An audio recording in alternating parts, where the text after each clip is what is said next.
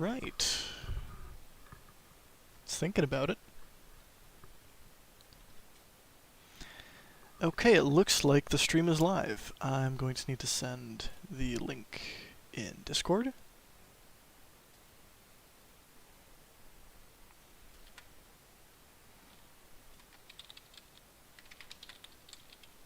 Right, I have to disable this, or just switch to...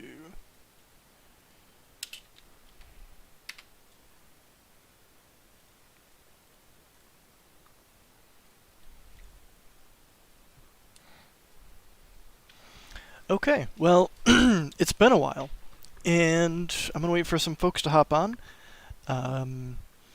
It's been a while since I've done a development stream. I'm honestly a fair bit behind for those of you who are watching after the fact, which I'll talk about more in a little bit.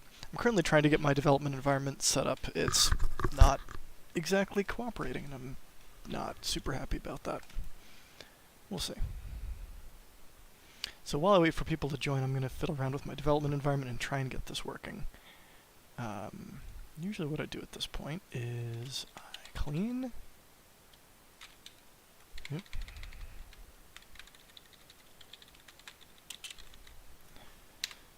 See if that works.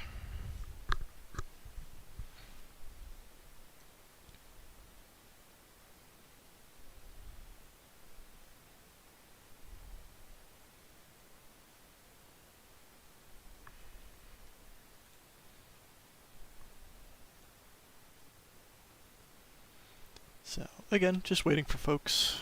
Hey, Train Fan. Let's see if this works. I click debug. 0.8, Gradle start, debug.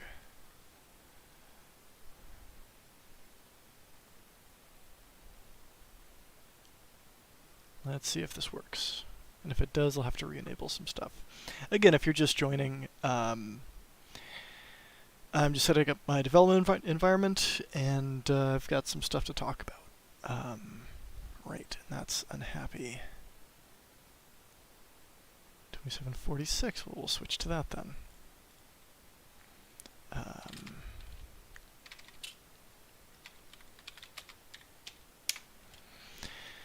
Yeah, so I'm just waiting for people to hop on, fix my development environment. Yeah, looks like Admiral's joined us. Yeah. This is definitely overdue. Yeah,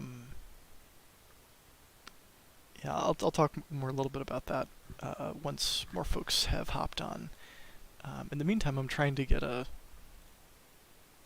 setup so that I can actually show you guys what's going on and get some feedback on some stuff.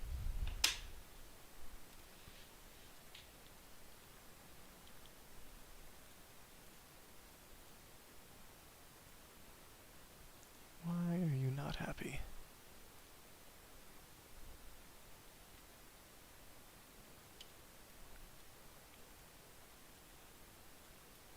So that's just not happy in the slightest. Oh, could not resolve. Right. Why does it only work with that one particular version? What happens?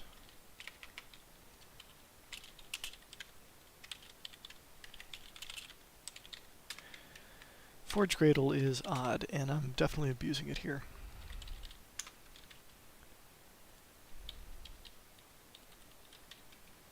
What's the latest I could potentially use? This. Yeah.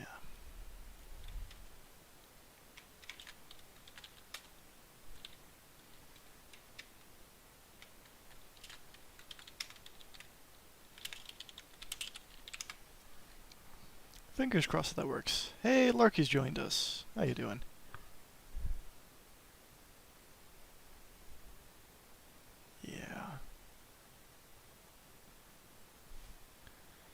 Try going back to before Forge Gradle 3, which I think was 2855.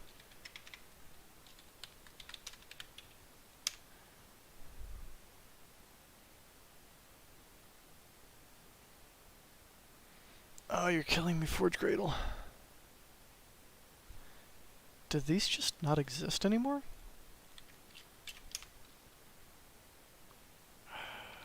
What the hell?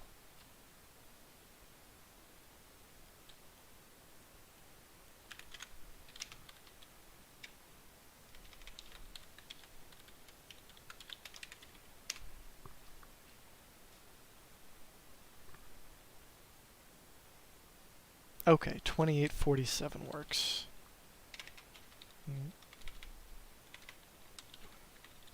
Paste the whole thing in. That's this version? Yes, okay. That's fun. Yeah, older Forge Gradle's a pain in the butt. It's not fantastic. And if you're just joining us, I'm just hanging out, chatting for a few minutes while I'm getting this sort of thing set up. I've actually been working on a separate project, which I'll talk a little bit more at the end. Not necessarily separate from IR and Universal Mod Core, but separate from anything I've really talked about doing in the past. Yeah. So it'll just be a little bit boring for the first couple minutes. Excuse me.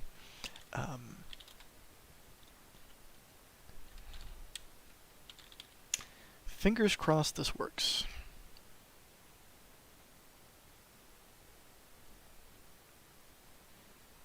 And if it does, I'll eventually push it onto master so that other people can actually get their development environment functional again.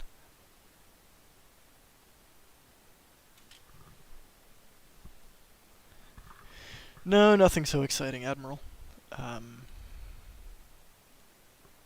Okay. So if you want to get this working, depending on your IntelliJ version, don't click on this, because this breaks Gradle stuff. I go to here. It's building. Much better. Edit configuration. This was working before. Wait, what if I go into here, go to project, external libraries.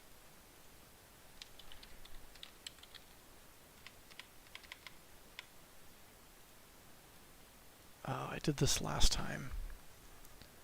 I need to fix this. Forge bin.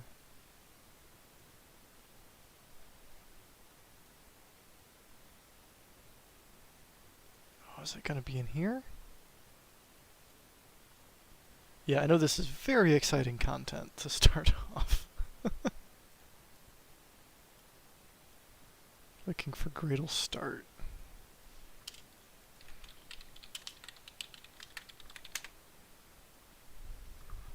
Maple syrup mod, no. No, might start getting there. Net Minecraft Forge, Gradle start. Not in this package. Oh, come on, Forge, you're killing me.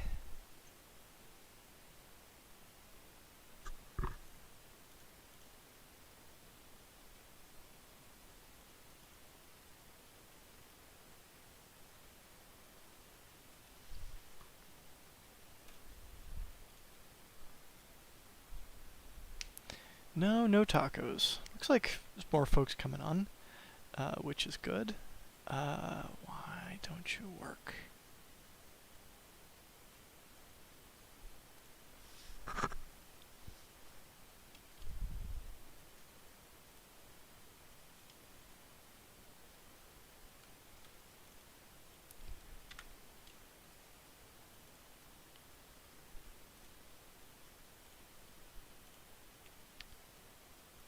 Let's see. 0.8 modules. Where's railroading? SDKs. I have no idea what I'm doing anymore. Let's try clicking this button and see what happens. Alright, now that that's loaded, let's see if this works.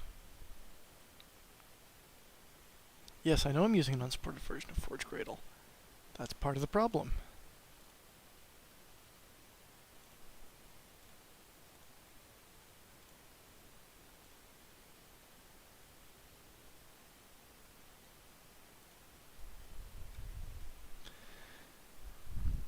IntelliJ version I'm using? That is an excellent question.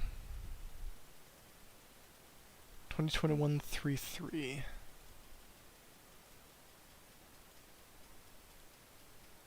Looks like this just did set up correctly, so I'm going to downgrade again and see what happens.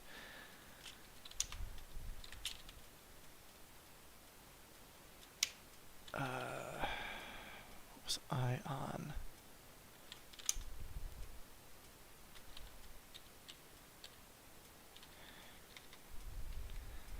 Let's just try 2780. See if that works.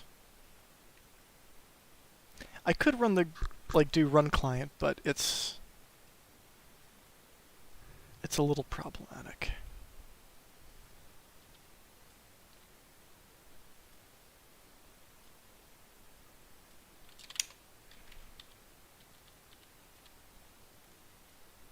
I wonder if Forge went through and deleted a bunch of the ones that weren't actually recommended versions over time. The MDK, does that exist? That does work. What the heck?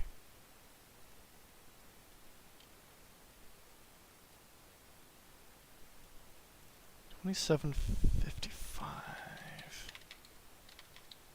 Oh wait, no, because it's the 23.55. So we can find a version that actually works. Hey, there we go, 27.55. Let's see if that's compatible. 27.55.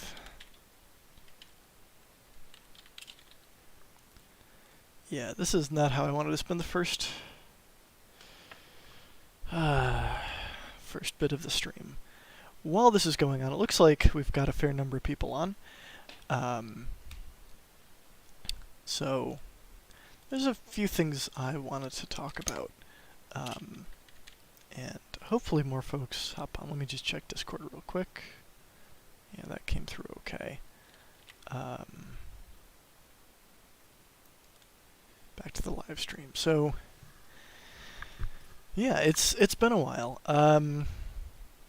Also, can everyone hear me okay? I'm assuming based on your typing responses to me. I've switched over to OBS just as an experiment. Hopefully it'll be a little bit smoother than some of the previous streams.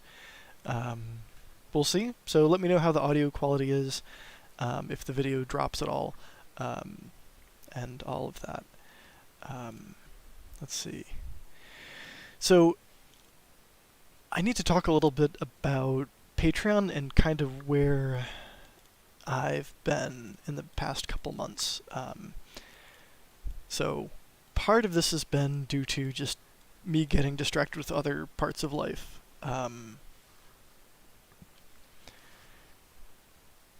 And I had a family member pass away in December, which threw me a bit for a loop. So I was sporadically on the Discord and was not around as much as I would have liked. And in the past month or so, I've been really pulling myself out of that funk. So it hasn't really been fair for the people who are still supporting me on Patreon. I haven't been doing as much as I'd like, and as much as you guys deserve. But yeah, I'm in a bit of a better headspace now, and I've actually been doing a lot on the side in addition to what you've seen on the Patreon chat.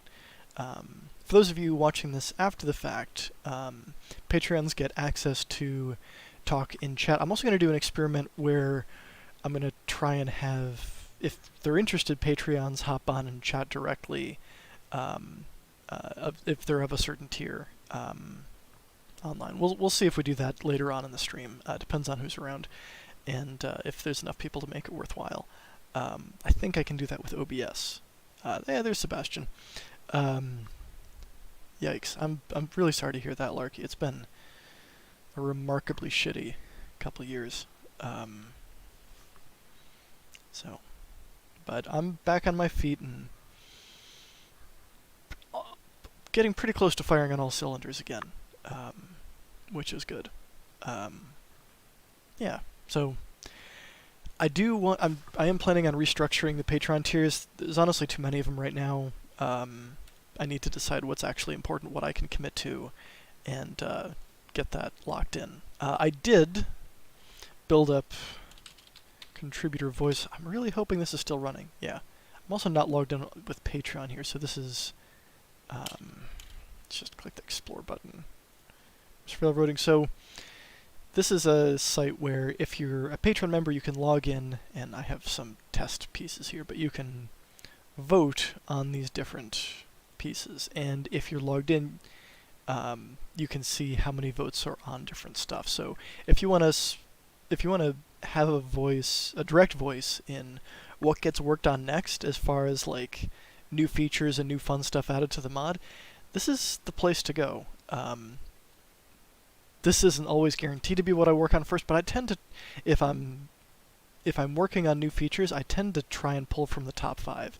The software behind this is actually pretty cool, and what I'd like to do is, once I get it a little bit more polished, give this to the Immersive Railroading modelers free of charge for perpetuity, because I think I think it adds a lot to the Patreon experience, and at some point I'll do a separate stream that's not necessarily an IR stream that goes over what the features here are, what is currently functional, what I'd like to have working, and so on and so forth, what I think the pricing plans are going to be. But again, what I'm hoping is that folks on IR can help me beta test this, and in response, I'm planning on giving out perpetual licenses to it. Anyways, I didn't want to talk about that too much, but yeah, once I get back into adding new features, this is where I start pulling from. Yeah.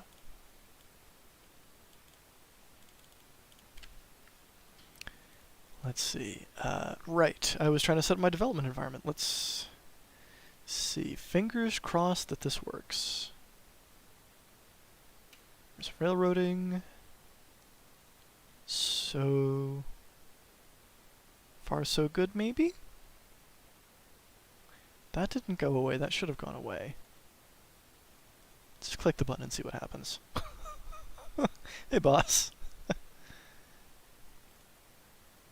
I don't think it's going to be happy. Yeah, that's not happy. Alright, did I actually run? No, oh no, I ran build. So I gotta come over here and do this thing. Yeah. So I need to improve UMC, and I'm going to talk a little bit more about that later. Fingers crossed.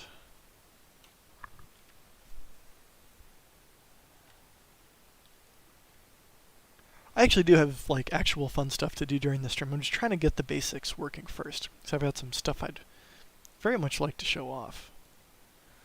What the hell? Pardon my language. Not that I do any monetization with this anyways, but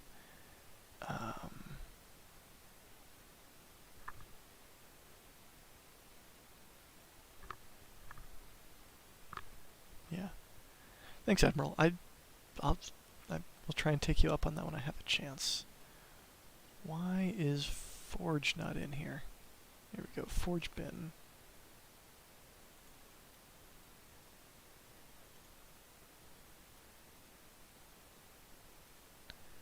Gradle is not in there. Forge Gradle is not being added to this, which is the problem. And I'm very confused. But you know what I can do is I can close out of this, and I can close out of this, and this is not how I wanted to do this. And I can open up an older version of IntelliJ, and hopefully that works. In the meantime, I'm going to do that.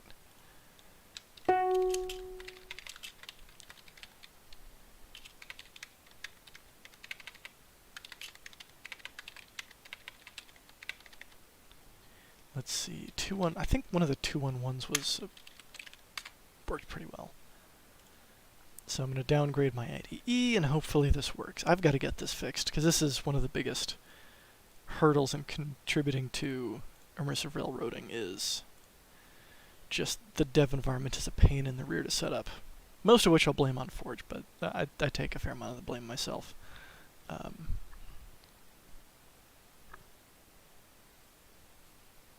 Trust the project. Alright, let's try this without loading the Gradle script yet. Hopefully this will help developers who are like, okay, it's not working, help. And sometimes I can help, sometimes I can't. It's updating indices, which I think I don't need to wait for. We'll see. And if this works, then I can load up the Optifine version and we can get some actual fun stuff going on. Come on.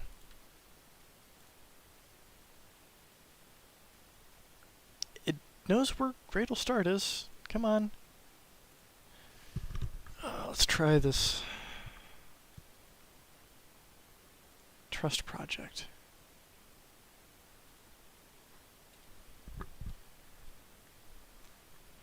Yeah. Found forge bin, yeah.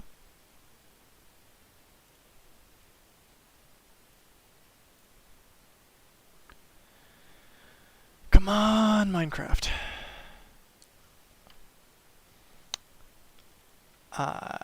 This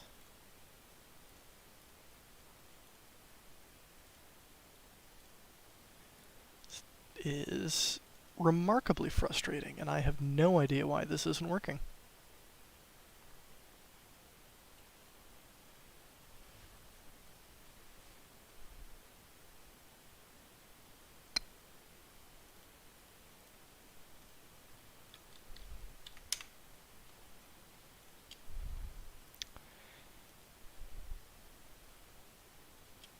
Yeah, that's...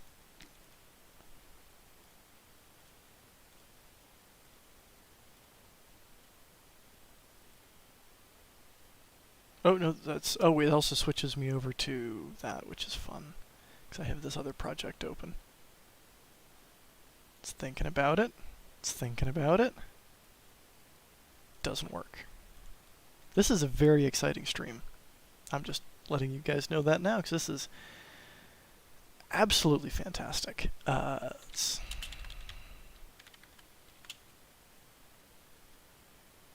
Okay. Let's do that. Let's do that. Reopen idea.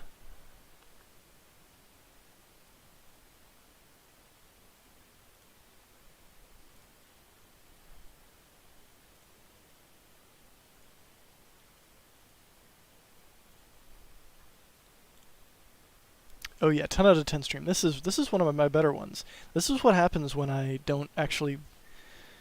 So Forge Gradle is fairly brittle, and if it breaks, it's hard to clean out your local cache. So I had to wipe my local Gradle cache, and now a lot of the stuff that was working before is no longer working. And I'm just a little frustrated about that.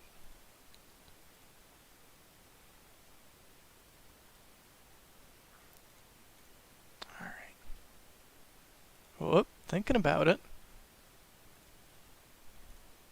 No. Why is it putting me in safe mode?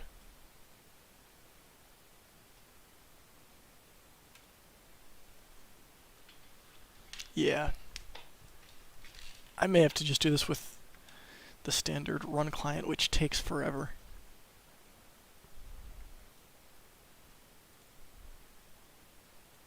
Forge Gradle. Set up dev workspace. Let's do that as well and see if that helps.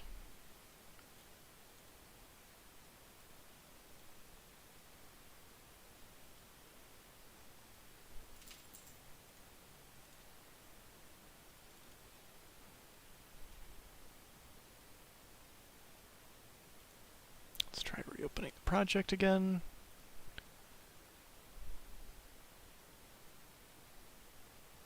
Alright.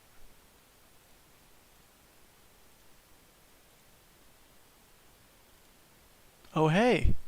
It found it! You guys, it found it! Oh god, why? Just why?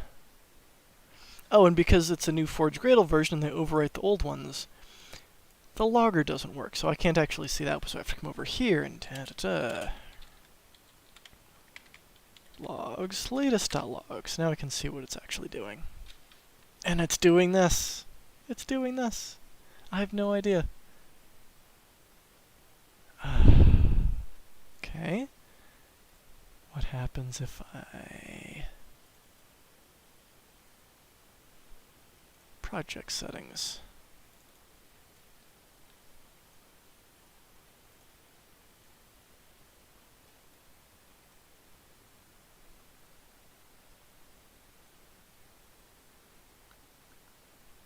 Sebastian, what did you find?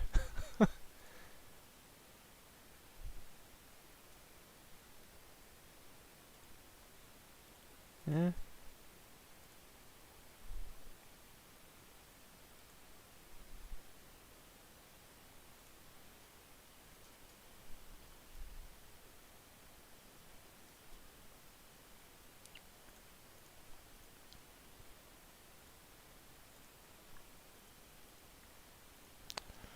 I'm quite flummoxed, I'll be perfectly honest with you guys. This hasn't happened before.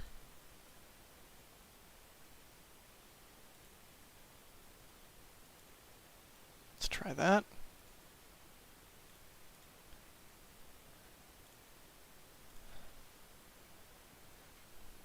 Oh, yeah. Yeah, Gradle so this is where I was before. Gradle finds the class, but it doesn't actually function. Oh, I have a suspicion.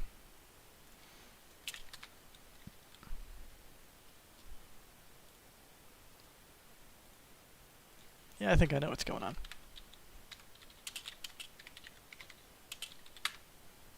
Let's try that.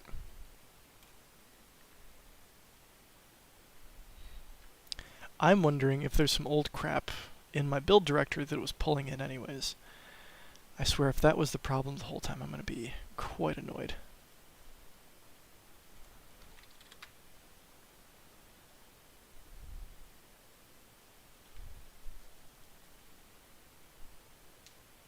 Seven is no. Okay. Oh, there's an out directory. Why is there an out directory? What is going on here?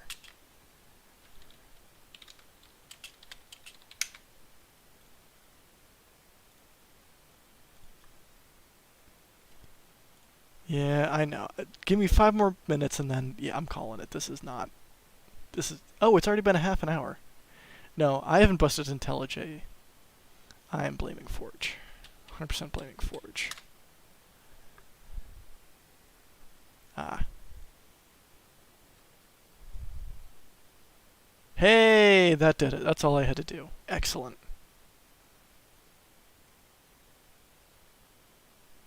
Freaking fantastic. Okay. There we go. And yes, thank you, Tiger. If he's has a better suggestion in the comments on how to fix this. Minecraft. We actually loaded Minecraft. Oh, and it did the thing where it's in the edition. It's... I don't know. Oh, that's multiplayer. Never mind. Single player. There we go. Haha. Thanks, Tigerbird. Okay, now we can actually get back to the regular scheduled program. That was surprisingly difficult. Why are you taking so long to load?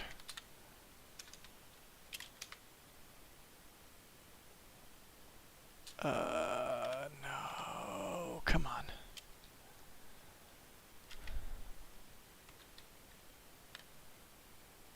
Encodec, what the...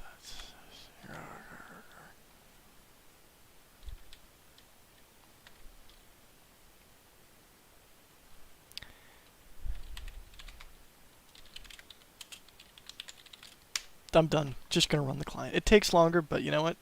It actually works. Just need to stop that Minecraft first. Hang on.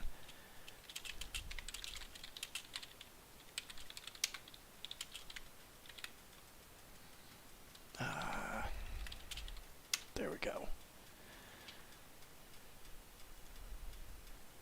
Terminate. Die with fire.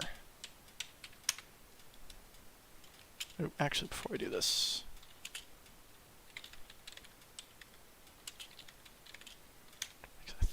Not RM.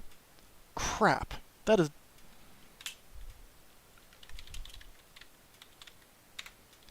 Okay, good. I didn't delete that.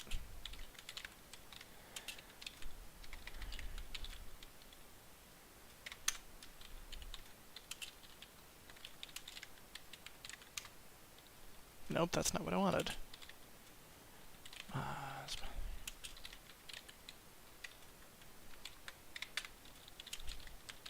Okay, so now we should have Optifine running. W. Yeah, this is, first half an hour, best stream I've done yet. Can you tell I'm out of practice? Alright. Also, I've been working in a completely different development environment, which I'll get back to later.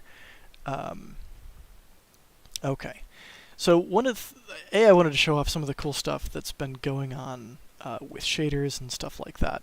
And B, I wanted to talk with you folks about what you thought about some of the different control scheme options and when I should say it's good enough and just cut the release.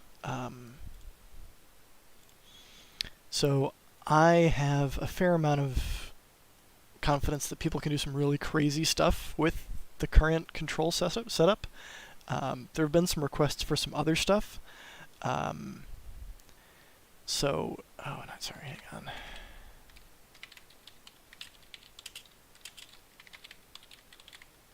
Because Forge is a pain in my side. Sorry. There's a bunch of stuff that I would like to add to the control system, and I've got distracted with in the past, and that folks have asked for. But at some point I just need to say, this is the initial iteration, it's good enough, and release it. So there's some existing bugs, like one that Sebastian talks about a fair amount, which impacts him directly, is fixing the stock GUI with images when it's not loaded from a resource pack. That on the OpenGL rewrite branch has been fixed. I did spend a good month or so figuring out how to redo the way that I interface with OpenGL and rendering in general.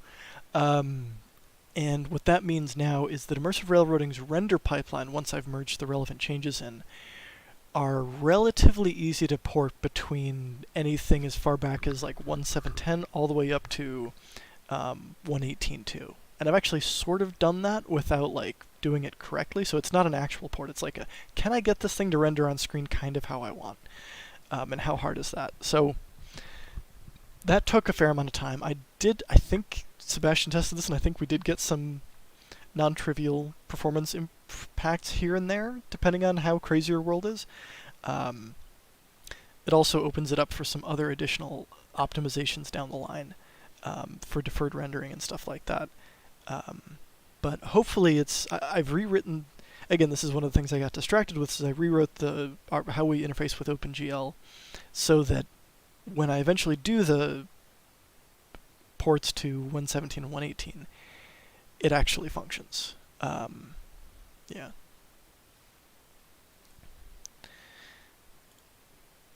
So, was it the right time to do that now? Probably not. But I think I fixed a bunch of other issues, anywhere from 1.7.10 all the way through 1.16.5. So this next release is going to be 1.7.10 through 1.16.5. I'm going to try and fix a couple bugs, but I want to touch on something I want to do with UMC later, and we'll come back to that. I just don't want to get too derailed at this point. So that big issue is fixed. That was one of the big blockers for custom user interfaces. Excuse me.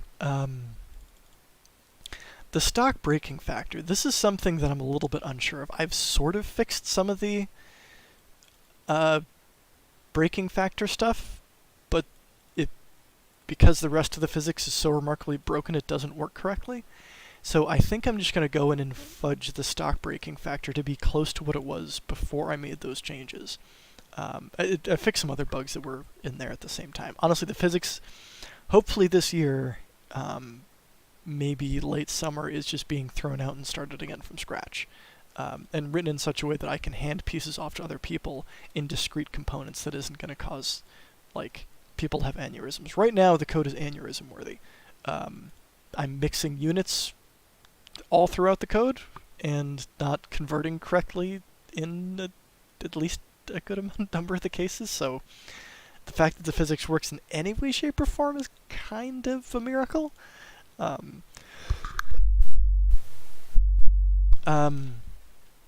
So I think I'm just going to patch that for now instead of trying to fix the braking factor the right way. So at this point, I'm just thinking through like what needs to be done before this could actually be released. There's some stuff with control sounds, and I know Mizco, and I apologize if I'm saying your name wrong, has some requests there that I've been thinking about trying to figure out how I want to do, and I don't have a good answer on that yet. There are some existing bugs with that do cause problems. So control sounds,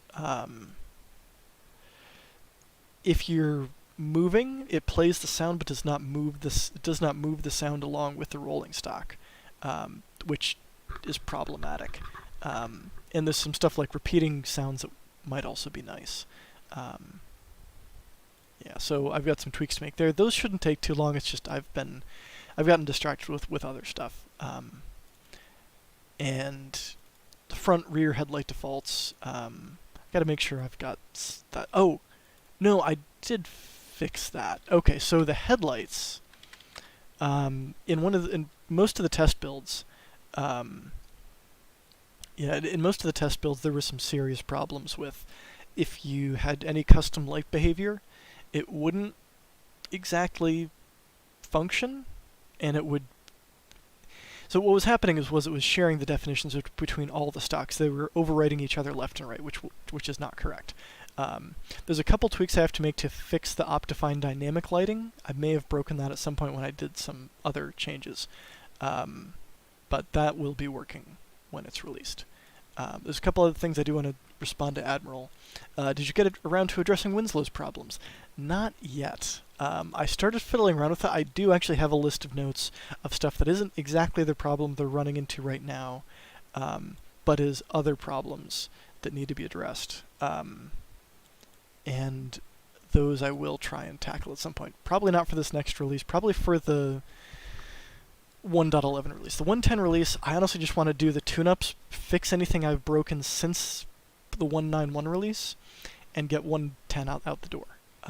So that people don't have to download a test build to play with all the new stuff, even if it's not perfect, because it's not going to be perfect when it's released. Good enough is what I need to shoot for here, and that's what I need to remember. So one thing I'd like some feedback on is I'd like to update the model couplers to be functional. A is an example, but it's kind of nice seeing the move. It's not super critical, though, for this release, so let me know either in the YouTube comments, the side chat, or in the Patreon Discord channel.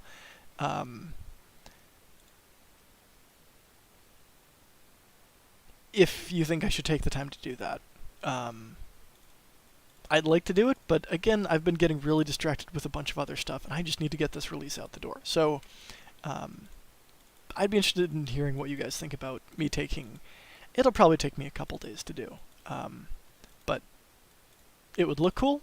But is it the most important thing in the world? I'll let you guys decide that. And oh yeah, so another thing on the list is smoothing out diesel throttles. That I'm gonna try and get in. Diesel throttles are a little bit funky. I'll do my best on that one. I can't promise that I'm gonna fix that though. So one of the problems that are okay. So animated coupler code is in. I just haven't updated the models in the base mod yet.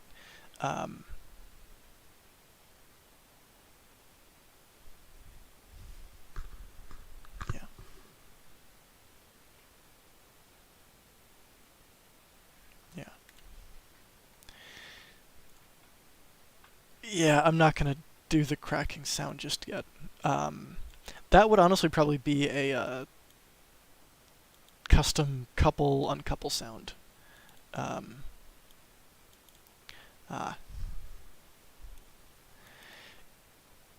Transitioning between the two states, Larky is suggesting. That would be interesting. I don't know how feasible that is and how much additional code that would add right now. Again, that's one of those things where like it won't require model updates when I add that. It'll just maybe timing though on like how fast or slow it couples, but I might just set that to a constant. So otherwise that might be a little bit too much. But it is technically hooked up to a control group, an internal control group, so I could theoretically change that slower over time. Yeah. So the animation system is definitely going to get a lot more TLC. This is not like the final version. This is like what I release as 110. I want to continue working and be comfortable supporting that for at least a couple years. If at all possible, try to make it so that packs do not break over time.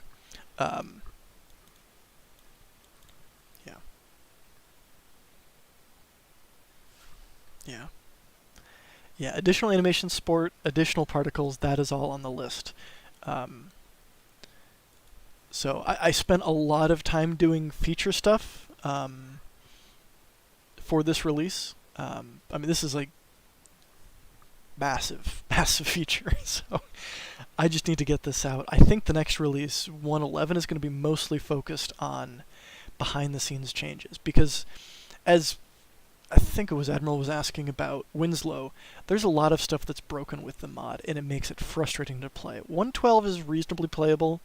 Other versions, depending on what Forge version, what other mods you have installed, are a little bit hit or miss. And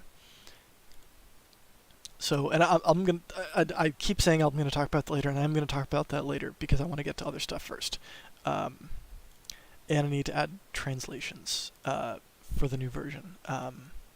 So what I'd like to hear from you guys, and this doesn't have to be just the second, but if you've got stuff off the top of your head, I'm happy to talk about it now, is anything that you think is critical or is like a piece of functionality that doesn't make sense today that would need to be changed down the line out of all the control stuff I've built. I also need to write a buttload of documentation.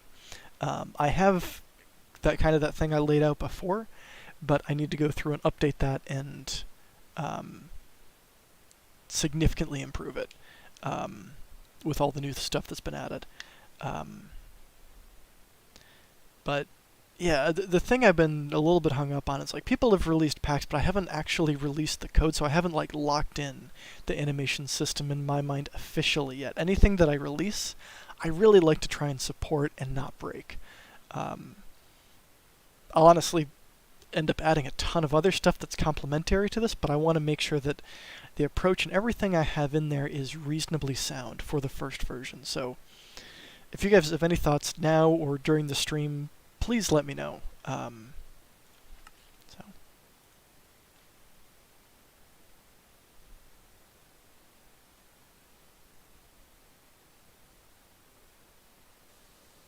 There we go. Okay. That's pretty good. Alright, this is just for those of you curious, this is an unreleased model from Dank, which is kind of cool. Also, I broke the gauges a little bit on this test world. Just ignore that for now. So, yeah, so I honestly think we're close, and we have been close to the 110 release for a while now.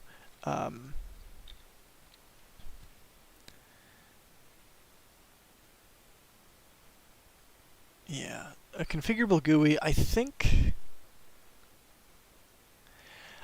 I can add that after this next release. Maybe. Though, actually, you know what, I'll take a look at that, because right now, let me just pull up the code before I start showing off that other stuff. Come on. The actual code that drives the custom user interfaces isn't that hard. So if I come over to this Gui Builder, honestly the code for this is pretty straightforward. So could theoretically change it, and I have talked about this in the past, so that when you click on the user interface, like if you've hit so if you're on the Locomotive and you hit E, make this sort of stuff interactable. Like this right here. So I think I can tie into that. Well, yeah, because all these are really, so like this one right here, those are set up as readouts, unfortunately, though. So this particular one example wouldn't work. But I actually haven't thought about this in a while. Builder. Control. Yeah, so if you specify, so readouts you wouldn't be able to modify, but if you specified a control group inside of there, let me see how I actually do this, because I'm honestly curious, because I haven't thought about this in a while. Yeah, honestly, I think I'd make it. Eventually, I'd want to do this, but make this a lot more customizable. I want to redo the whole boiler system within the next year or so as well. So I don't want to really touch this until I'm completely changing it. But making it so that, like for Sebastian, for example, who has can I do this? There we go. We have actual examples. Like for some of these, you could make them like draggable. So if you hooked them up to a control group, that would work. And I might be able to support that for some of the readouts. I could probably hack that in for some of the readouts that do correspond to control groups. Like you wouldn't be able to drag the diesel amount up and down, for example. But yeah, I think we could do that. Not 100% sure, but I think that would work. Woohoo! Ooh, Panta goes up, Panta goes down, Panta goes up, Panta goes down.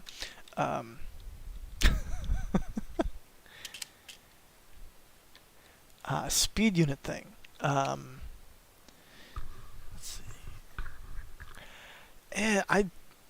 So, for example, I go into config. Actually, no, it's under config. Nope. Graphics. Switch out of miles per hour. That changes this to miles per hour.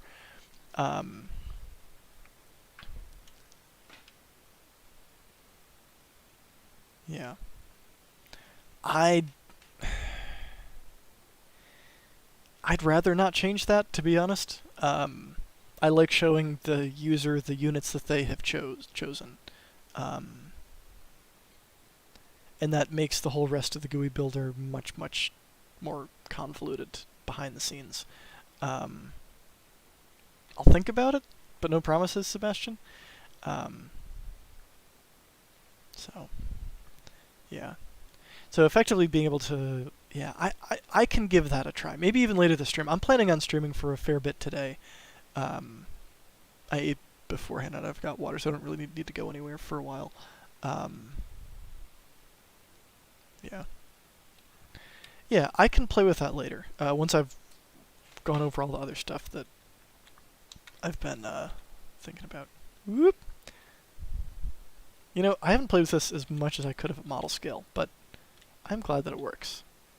Though entering based on that does not work, but I can live with that. Bloop. But that technically is a bug. Yeah. Yeah, I know you want to remove the integrate speed unit. Turntables. That is a good question. Honestly, likely after 1.11. There's a bunch of stuff that's on this list that I really want to play with, but it's hard for me to add a bunch more stuff to the mod while so much critical stuff is broken. And the game is not super playable. Like when structures are implemented, that I think there's a good chance that will go along with an improved crafting system. I can't promise that, but I suspect that's going to be integrated. And yeah, I try to alternate between releases a bunch of technical debt versus a bunch of new features. This one includes both because I've been working on it on and off for so long. But there's some really critical things that have to be fixed before this game is, like, before Immersive Railroading is usable. So that, I think, is going to be my next goal. So turntables, are these on this list? Yeah, overhauled turntable count. So again, this is within the top 5-10 items. So this is definitely on the, when I start grabbing features to work on, that will come relatively quickly. And I'll keep you guys up to date on dev streams. Also, let me know if you guys want to see dev streams about behind the scenes stuff, like more universal mod core and like some of the crazy stuff I'm doing there. I'm going to talk about that a little bit more later. Yeah. So, but speaking of features, since I think I've talked about all of that for now, the reason that I have Dank's temporary model in here, oh hey, no, I did fix that. Okay, so the in-game lighting is working in this build. I had broken that due to some other stuff that I didn't do right. Is shader support. So if you now specify bump maps and normal maps, Universal Mod Core will try to inject them into Optifine. At least on 112. I'll have to play and see how much of that I can get working on other Minecraft versions. But as of the build I'm running right here, it should load that. So if I go to Options, Video Settings, Shaders. So part of the problem with this is that a lot of shader packs, don't work on my computer because my computer's weird. So I want this out on a test build so people can play with it. But it also, most of the bump mapping and most of the specular mapping, that happens as part of different shaders. And the entity shaders tend not to be that fancy. So a lot of these, at least as what I've tested on my computer and the settings that I've been able to play with, and I'd really like to see what other people can get working, don't have proper support for entities with these features. For example, I took the Beyond Belief shader and modified it. That's why I have an orig and a modified. So if I load the modified version, and this will take a few minutes, potentially,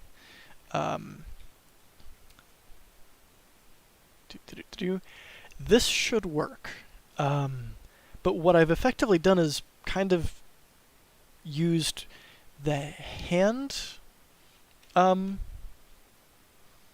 shader for the entity shader.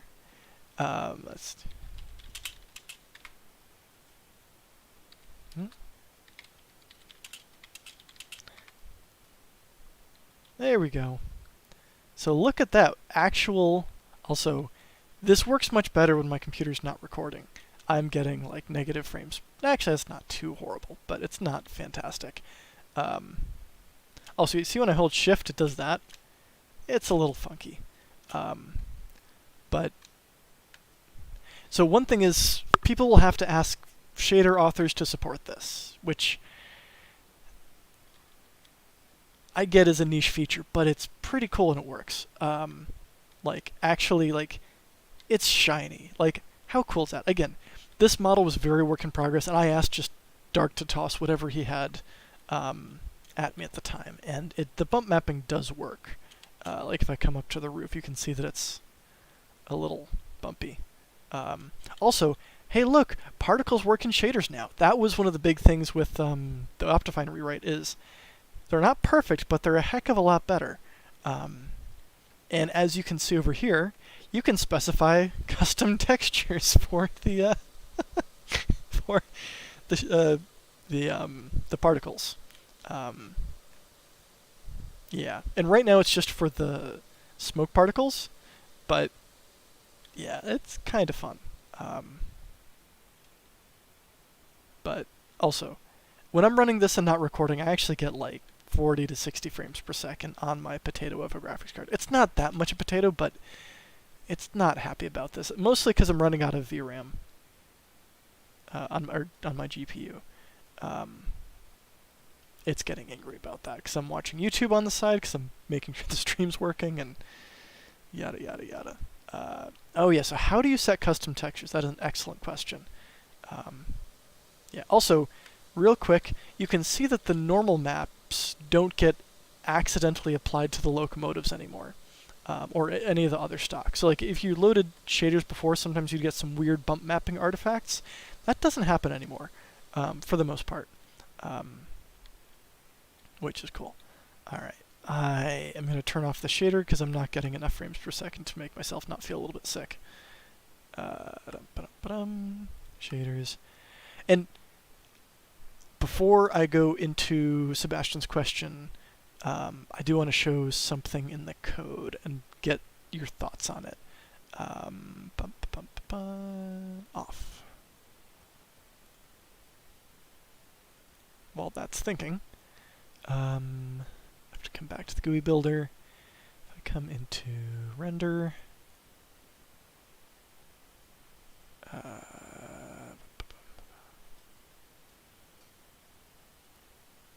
why am I not? Why can't I remember?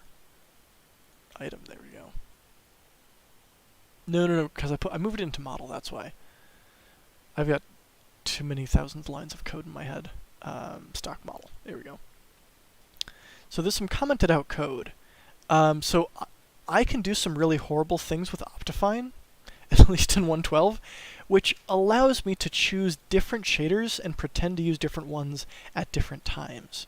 So what I could do, hypothetically speaking, is add an option in the settings here, under config graphics, that allows you to override the shader that Optifine is using for immersive railroading entities. It wouldn't be exact, but if you had a shader that's, for example, the hand was good enough for rendering reflective stuff, you could actually hack it so that it switched shaders over to the hand and then switched back later on. Again, the proper solution is talk to whoever makes your shader pack and ask them to add specular maps and normal maps to entities. But in the meantime, I'm tempted to go through and add this. This is a relatively small amount of development work. It's just a little dangerous to do. So it's one of those things where, like, I'm going to do this, and it's not officially supported, but you might have some luck with shaders that haven't yet been updated to have reflective entities. Yeah, no, this is like, doing this nonsense is, you should not do this nonsense. Effectively, I looked at Optifine's, what classes they loaded, poked through as much as I could, and figured out some of the methods I could call. So like you could have it use the terrain shader, or use the particle shader for the entities. Again, I'm not super happy about that, but it's an option. Yeah. Yeah. Reflection for reflections. That's going to be a comment in the code. Yeah.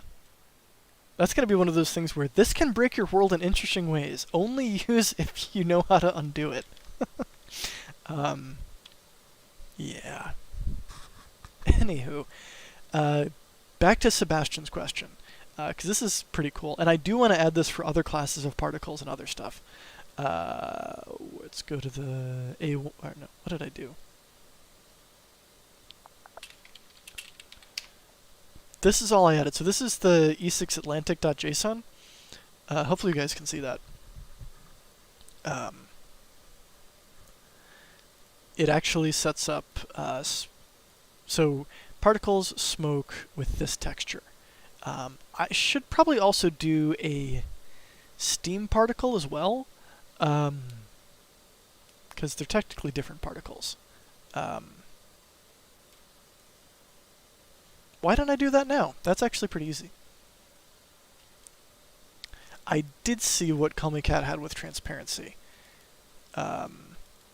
Remind me again some other time to look into that. Minecraft and transparency, especially with entities, is very, very strange. Yes. So let's hop in and start modifying some code. I'm going to leave this stuff open for the moment. Smoke particle. Default texture. Where do we use this? Okay. Right.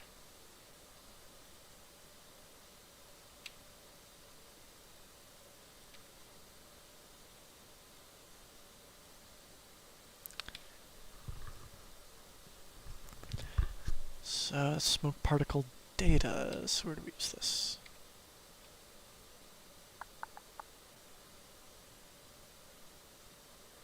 Steam chimney, I know, is where we use it. Do I specify that in here? Yes, I do. So where are you? So I set these everywhere, so let me change that so it does both. Yeah. So, going back to here. Actually doing development on the development stream. How crazy is that? Well, no, I'm actually going to leave that as smoke. What I'm going to do is change the definition. Let's do steam particle texture.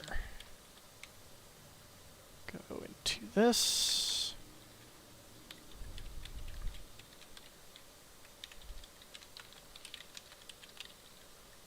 Equals default. There's also some other options. So for this that I haven't added yet, steam, change this to steam.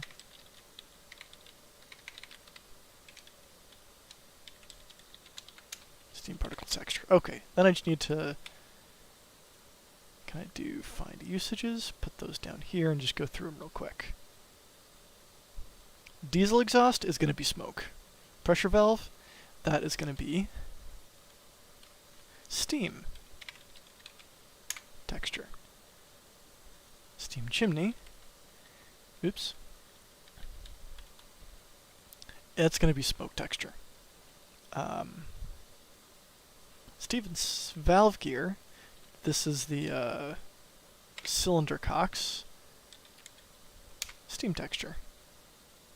And whistle is also going to be steam texture.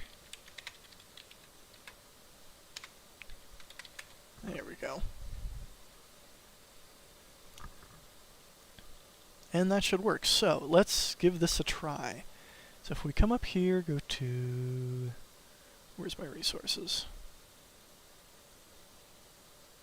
Rolling stock, locomotives, 6 Atlantic. Hop on down here. What other textures can I use?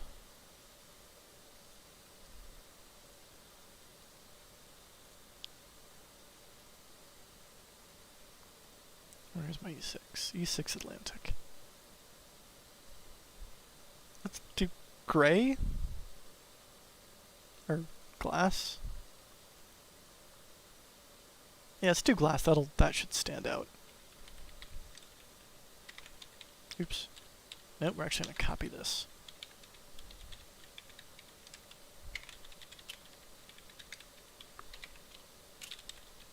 Okay. That should work. Yeah, so like different stuff like tinting and other stuff is possible through this system. I just haven't added that yet. Also, quick question. What do you guys think of these particles? They're a little bit less visible than they were before. I think they look a little bit better. You notice them being weird less. And honestly, currently they're just using the headlight texture. I'll be honest about it. It's the headlight texture. But it actually looks, in my mind, pretty good. But it's entirely, like, I'm really honestly curious what you guys think. So let me hop in here. And actually, I was going to say I'm going to fire this, but let's choose something a little bit easier. This one I did, let's plop down to Pacific.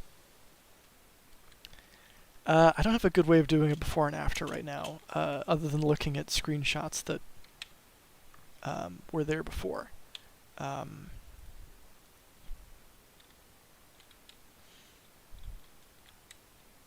we go.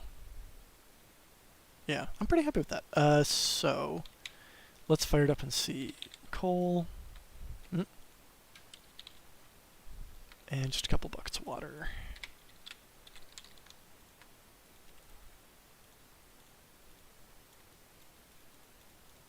Oh, right. Do I? I do have infinite liquids turned on. There we go. So as soon as I do that, you see how the smoke changed to black? That actually works properly now. It's not like it sometimes happens. It's actually most of the time happens, which is pretty cool.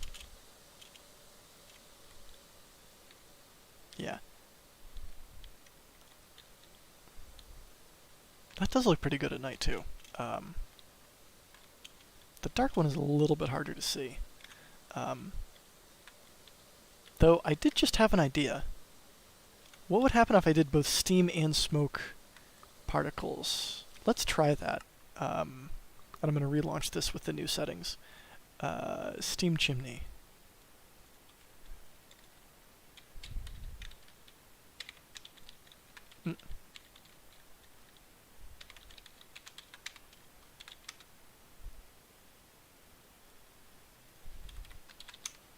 Let's try doing both. This is right now is going to double the particles.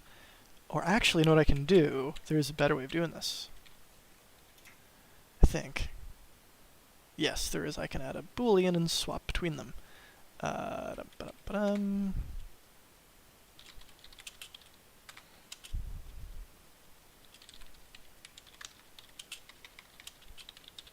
just curious what this looks like.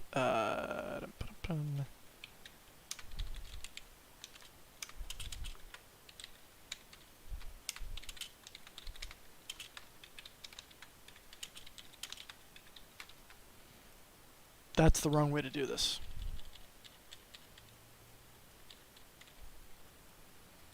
Let's do that.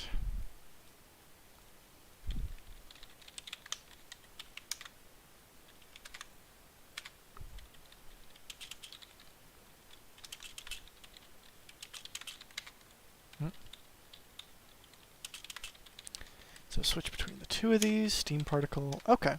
So this should, every other particle, emit either steam or smoke. Yeah, let's... I also want to change the translucency just a touch. Smoke particle... What did I set the translucency to? Alpha... Oh, right, it's this nonsense. Color? Alpha. Darkener. You're right, because I did it that way. Plus that.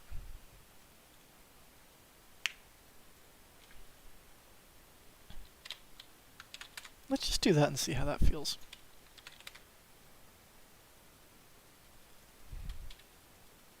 Alright, let's boot up Minecraft. I'm actually going to do that 2.5. Just to be a smaller change.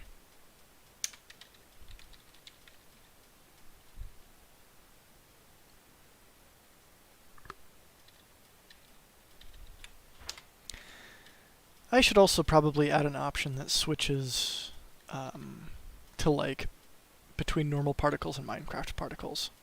I don't know. People have been asking that for a while. Do you guys think if it's... Is it more of a... I don't know. Is it more of something that's about... Sorry, my brain just farted. Is it more about, like, a specific train not fitting in with Minecraft? Or was it like for voxel trains, for example, a little bit more like voxely particles would probably look nice? Or is it like, I don't know if it's like a global setting that people want, or if it's like a train-by-train option. Yeah. What are your thoughts? And the stream lags behind by like 5 to 10 seconds at least. Sometimes let... Hey, Pyro!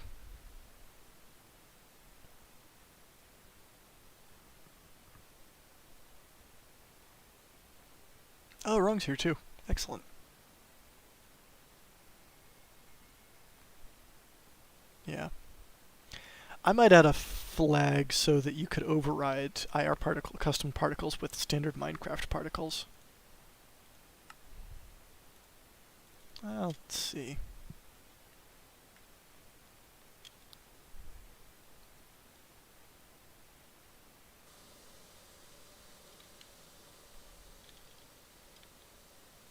that might look a little bit better. It's, again, dark is still hard to see at night. Let's go to daytime. That's broken. That doesn't actually work. I forgot to do something. If I come back over here and go to Steam Chimney, it's the darkness.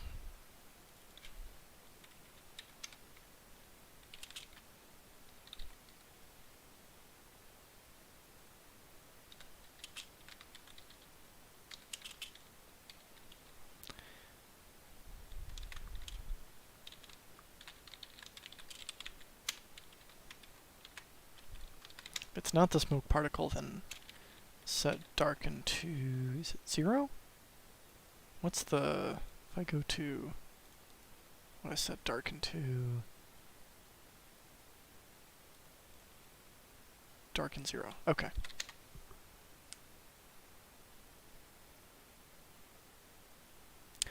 So smoke color, sorry, yeah, campfire torch particles. Yeah, I might play with that in a minute. The color of smoke change depending on circumstances. So so at least in this case, the darkness depends on what is burning in the locomotive. So if you're only burning like 1 or 2 slots, it doesn't really darken it much at all.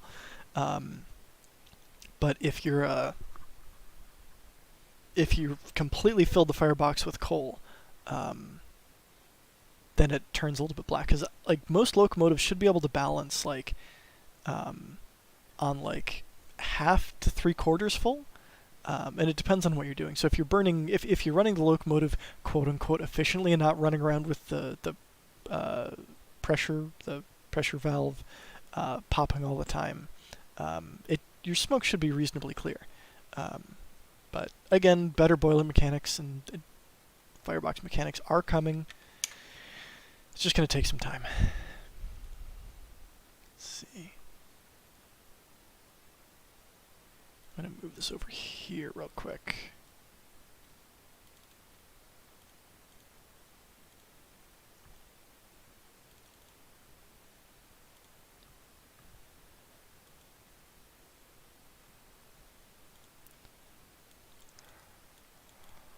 Alright. Also, while I'm here, if you guys didn't catch it, the Universal Mod Core is now a little bit smarter when it comes to clearing out the cache. If this is more along the lines of if you're developing a pack and you make a lot of little changes, your cache folder eventually fills up and takes over your hard drive, because it beforehand didn't delete unused models when the game loads, or cached models when the game loads. Now it does, which seems to work pretty well. So when I'm changing stuff or doing stuff, it actually works pretty well. Yeah, yeah, Admiral, I saw you sent me that tweet. Actually, I'm gonna pull that over to the screen if you don't mind. I'm also curious if you guys can hear this, because I think I've hooked it up so you can hear the sounds in Minecraft.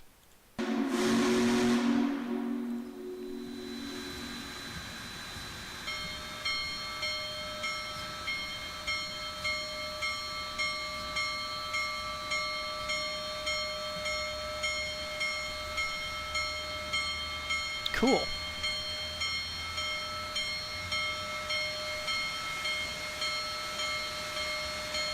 Those are some nice wispy particle effects.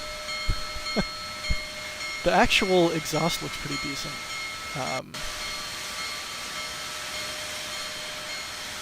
Yeah. Alright, let's pause that, come back to Minecraft, and take a look. Oh, not the server. There we go. No, I do need to spend some time and actually go see 4014 at some point. Let's see. First off, let's take a look and see how this works. Hey, you can see the glass textures sort of mixed in with the other textures. So if I come over here and turn off the brake, that's just so wrong.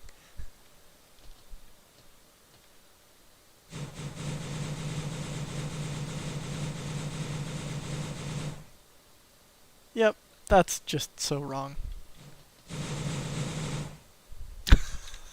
I don't think that's what they meant by Minecraft particles. Uh, yeah. Alright, let's move the big boy a little bit. Yeah. Yeah, they're a little blobby, I'll be honest. They're a little bit less fuzzy than they were before. Oop. That's not what I wanted to do. But glass flowing. Excellent. Oops. There we go. Also, can I tell you how happy I am that... And I know the sound system needs to be improved for these, but the clicky noise when you're moving the reverser, that just fills my life with joy.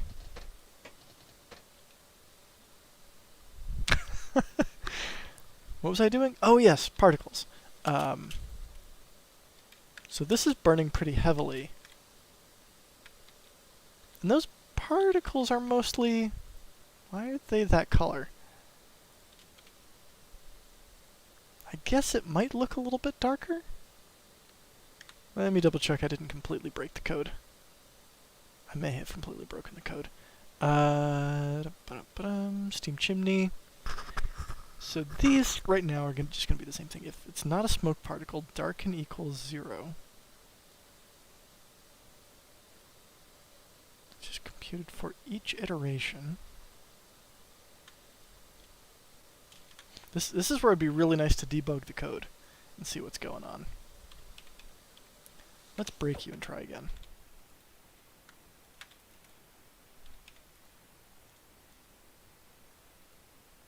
Let's see if I can blow this up. Okay. Oh no, that's a different bug. That's good to know. Though that does look, in my mind, a fair bit better. So some of the particles are steam, some of them are smoke.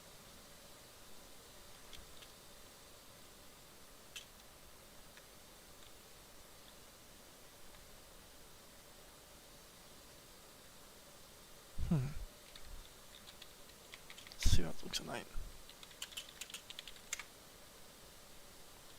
That does look a little bit better at night.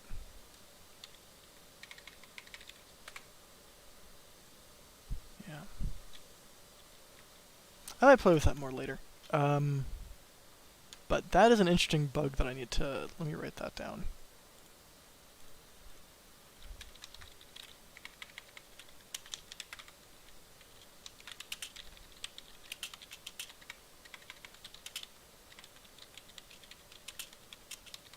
Yeah, that's an odd bug that's not synchronizing correctly.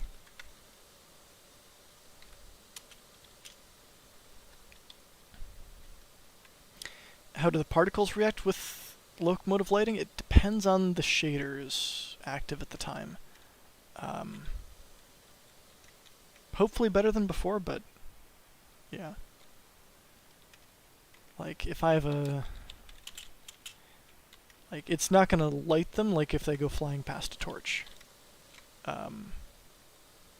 It takes the current general light level, I think? I honestly don't remember. I could be wrong. Particle smoke.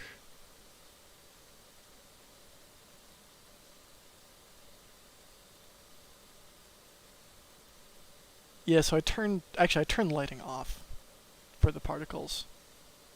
Yeah. Yeah. I think I'm gonna leave that there for now. I might play with it a little bit more. But overall it's pretty decent.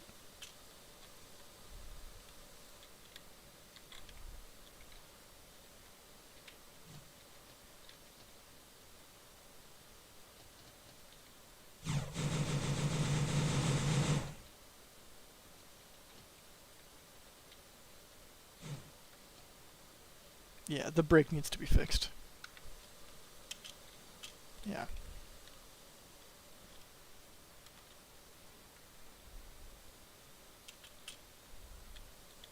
Actually, oh no, that's just when it's behind it.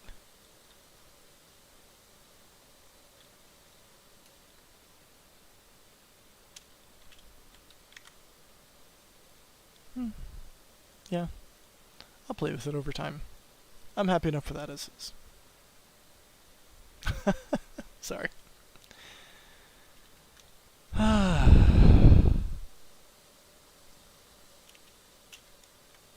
So, yeah, what else was I doing?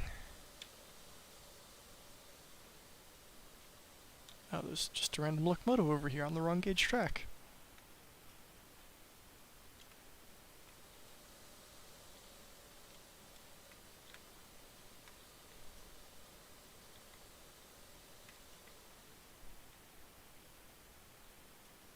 And yes, this is ridiculous.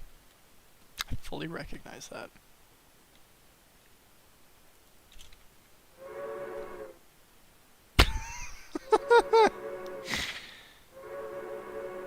Yep. What have I done? Alright, let's commit these changes. Oh dear. Yeah. Yeah.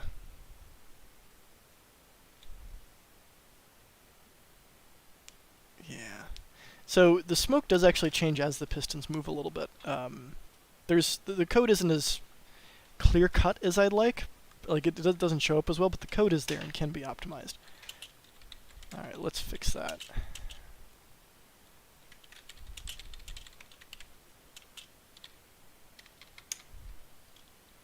That makes sense. That was that. I improve that. That's all good. That's all pretty straightforward. These are a little bit thicker now. Yeah.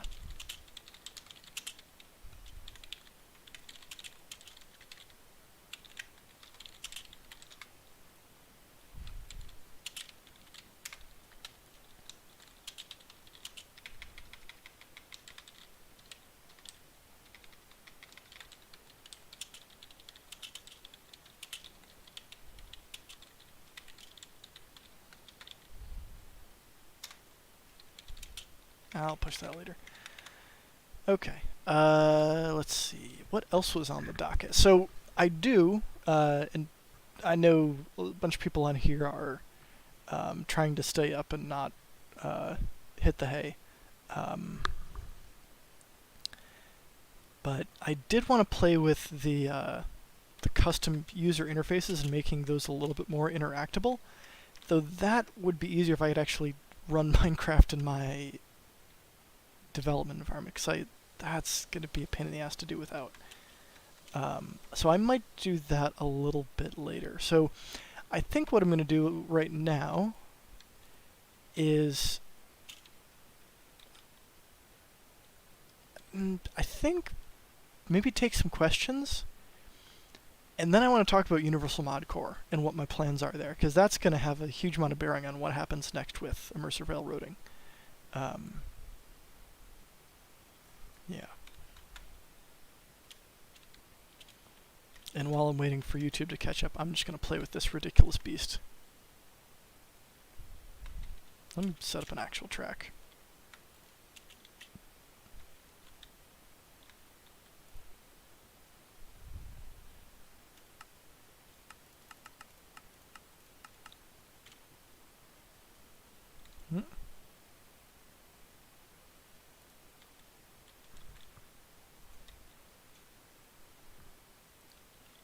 Oh, I can try that. I don't know if it'll work.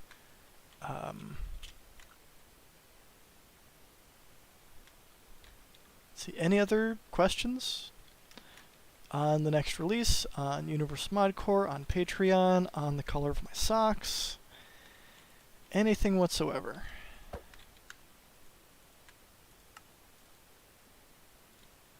Six Atlantic. A horrible monstrosity.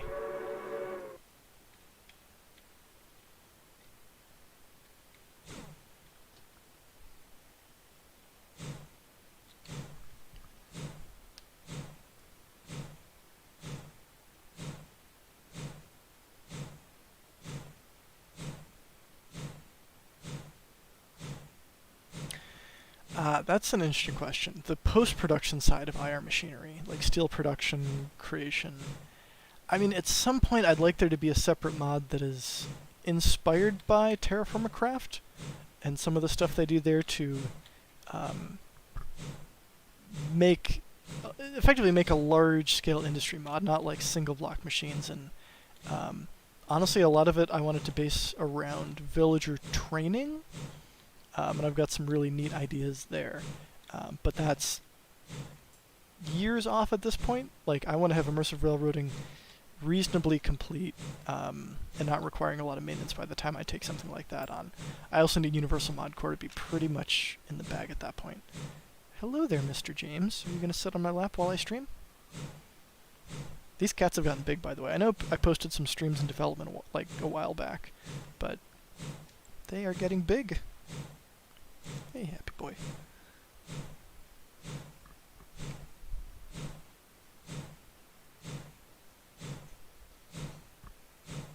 With glassified steam, isn't it already traveling past the speed barrier? Yes. Hi, happy cat. Yeah, I'll post some more pictures of the cats soon. They're very sweet. Yeah. Well, while people are let's see. Yeah.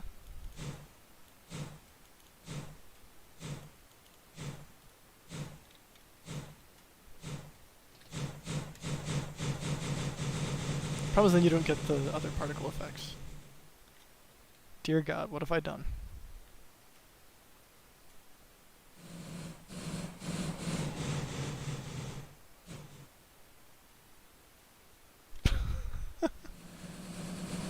How do you fire a steam locomotive with pure silicon? You need some pure oxygen to go along with it.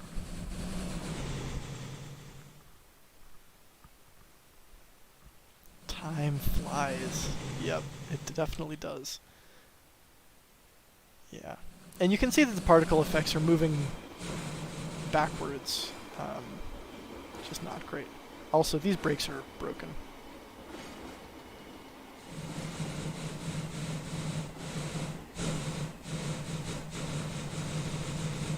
But hey, the dynamic lights are mostly working.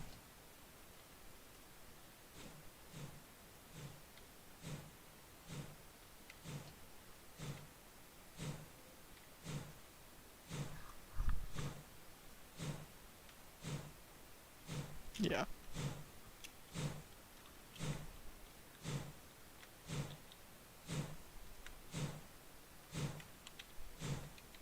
Yeah.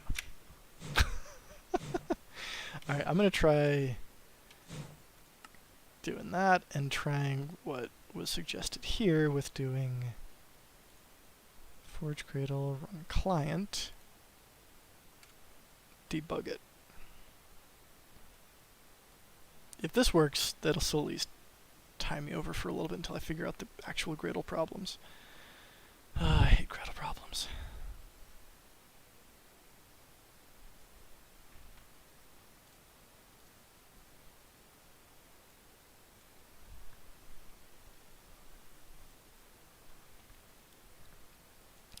Alright, well, if there's any more questions, feel free to leave them in the chat.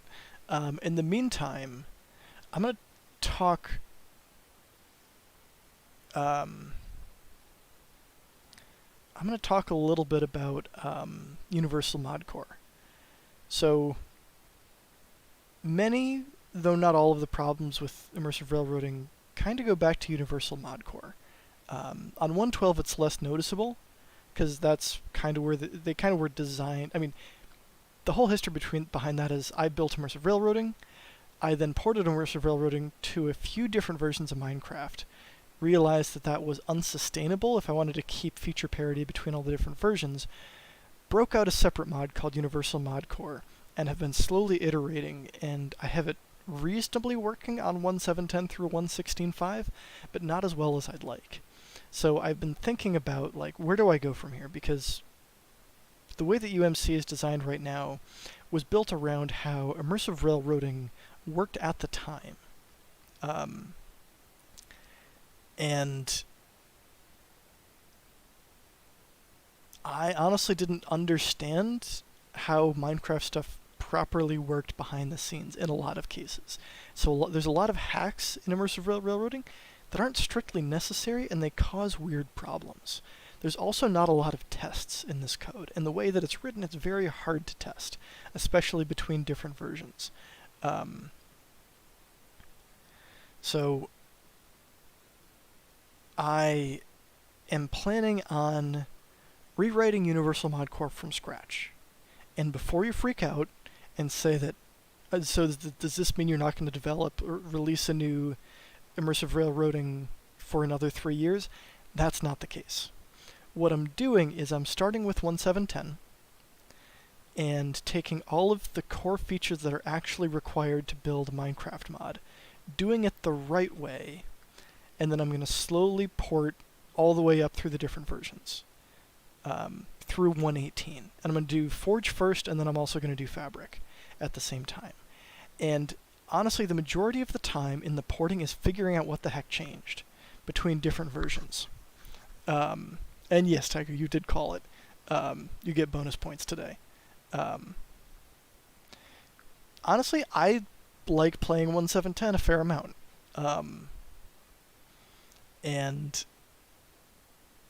it's a good place to start because modding for Minecraft is kind of untenable before that. At least the way that I do things. I did actually spend a couple hours looking to see how hard it would be to go back to 1.5.2. Possible, but more of a pain in the butt than I ever really want to do for Minecraft. So, like, I spent like a couple days on this, and I've already made significant progress. So this does not mean immersive railroading is being rewritten from the ground up. This means that I am taking what immersive railroading does and my better understanding of Minecraft and building a more comprehensive, easily testable abstraction layer. Because right now, it's not stable, and it's not as functional as it needs to be. I am actually planning on going from 1.7... I'm planning on doing all the functional intermediary versions. Not doing 1.13 because that I classify as non-functional in the point releases. I'm planning on building UMC for all those different versions. And one of the reasons there is that Minecraft changed incrementally, so doing incremental changes through Universal Mod Core in the porting system actually makes a ton of sense, which means drastic changes in 1.7.10, if I'm adding a bunch of new stuff, are easier to port forward if I go through a bunch of the intermediary versions, and doesn't actually slow down the porting process by any significant amount. Yes, unit tests. Unit tests against the API, if you can believe that, Tigerbird. Yeah. And so what I might do with immersive railroading, at least on CurseForge, because uploading all the different versions is a pain in the butt, I'm going to upload the UMC for all the versions, because I'm hoping not to update UMC nearly as often as immersive railroading once I get back in the groove with it. And instead, only upload certain versions of immersive railroading. I might build all the jars and have them on my Discord server, or not Discord, my CI server, the Team Open Industries file browser. But I'll probably only upload the major versions to CurseForge and say, if you're looking for a very niche version, this is where to go for it. Yeah. 1.17, we'll see. Yes. Well, yeah, so Tigerbird, both integration and unit tests, and theoretically, the integration, so the unit tests you can do against the actual, core implementation, and those may change between versions. But actual API-based tests, it's huge. It's gonna fix so much shit, and mean that I spend a lot less time digging through the weeds. Yeah. It's gonna make life a lot more stable, so that when you use Universal Mod Core and build a mod on top of it, like immersive railroading, it's a much more cohesive experience.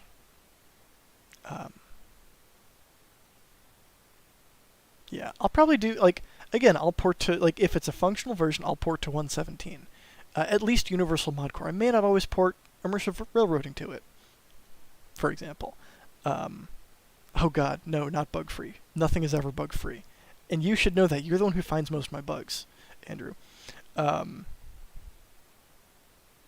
You know who you are and exactly what you do to my code. No.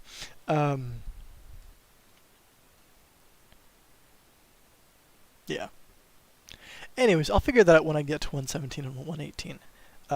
But I think at this point, Universal Mod Core was built off of... I built Immersive Railroading. It was like, I separated out a separate mod from all the stuff that I thought Immersive Railroading needed to do and should have done. But that wasn't always the right way to do it. And honestly, I hadn't written any serious Minecraft mods before Immersive Railroading. I wrote a bunch of bucket mods back in the day, and I had hacked around a little bit, but nothing nearly this scale. Not like a full proper mod. Honestly, sub-game of Minecraft. Yeah. Honestly, Tiger, that's what I'm hoping. Which is why I'm taking some time and trying to do this correctly. And I'm also making sure that it's easy to... if you want to do something that doesn't fit within the Universal Mod Core paradigm and you're willing to write code for every particular Minecraft version you want to support, that's entirely doable. I'm trying to make that easy to inject your own stuff into the UMC pipeline. And so far, I'm actually pretty darn happy with how that's gone. It's going to be interesting. It's not going to happen overnight, but I honestly don't think it's going to take that long. Once I get 1.7.10 figured out, porting it forward shouldn't be that hard. The hardest part was figuring out in the first place, what are the abstractions? What changed? How does this work now? I already have a reference example all the way to 1.16.5. I am reevaluating every single decision I've made, because a lot of them were wrong and have caused really weird bugs. But I think it's going to fix a ton of stuff, going methodically and having tests and doing it the right way. Honestly, UMC's kind of half-assed right now, and I don't like it. A lot of the actual functionality is going to be very similar to what happens today. So Immersive Railroading is not going to be, code-wise, drastically different than it was yesterday. It's just going to be that some of the packages stuff exists and is a little bit different. The way it registers items is a little bit different, but honestly, it's less of a change than like porting a mod from 1.12 to 1.16. Like it should be fairly straightforward, and I'm trying to not necessarily keep backwards compatibility, but keep concept compatibility. Yeah.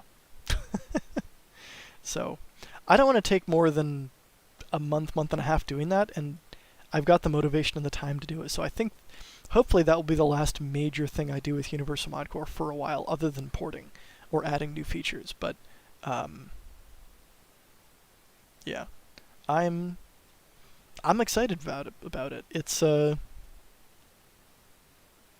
to put a damper on some new features for a while, but it will open up the floodgates for like actually supporting stuff on different Minecraft versions properly and not falling behind and not losing a user base because we're not on the latest and greatest Minecraft. Yeah.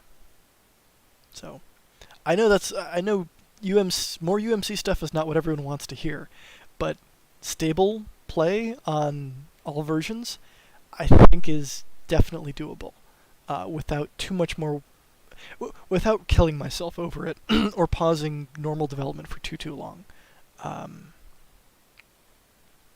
Yeah, I'm honestly quite excited about it, and the new structure is going to be a lot easier to port. So we'll see. I'll keep you guys updated in dev streams on that, and I may even do a couple UMC specific streams if I think there's something interesting enough to show. We'll see. Yeah, no, Andrew, I just need to fork myself a few times. and for those of you not familiar, that's forking a process. It's like duplicating a process on a computer. All right, let's see how this works.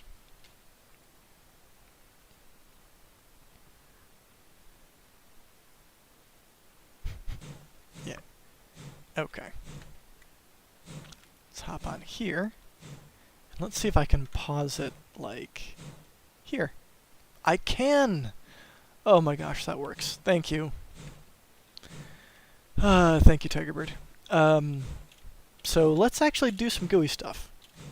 So the first thing I need to do is figure out how to actually see these events. So if I go like that and click on this, right now it's not doing anything. So I need to figure out how to close all tabs, come back up here. I'll probably have to restart Minecraft to get this actually in there, but I do want to... So, Gui Builders, what I want to look at.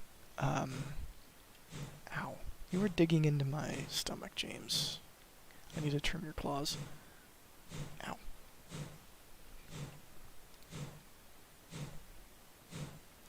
And so the standard GUI stuff, so like, we're going to do container, Steam Locomotive container. Yeah, I need to do this as well. So if draw, let's actually go to this.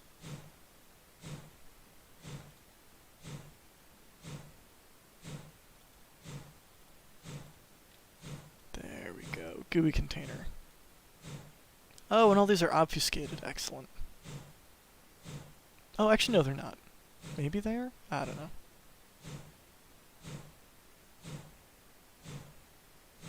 This is fun.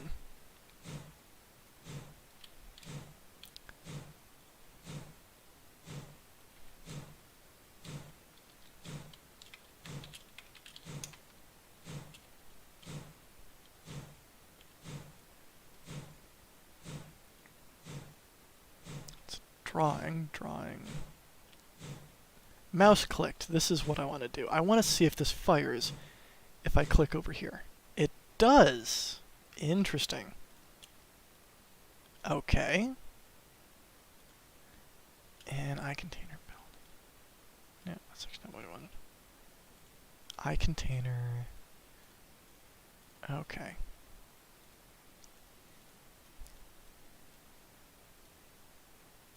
So that is one place I could potentially catch it, is inside of here, and pass that through. Though there might be an event inside of Universal Mod Core that I can subscribe to. Let's see. Events, client events. Client event bus. Drag position.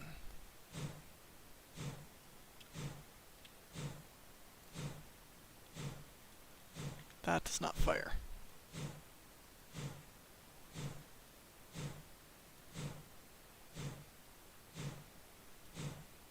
Yeah, so I think I have to do that within the GUI itself. Because this event... Where are you fired? No, because it's forged. Because it's... You actually go to Universal Mod Core.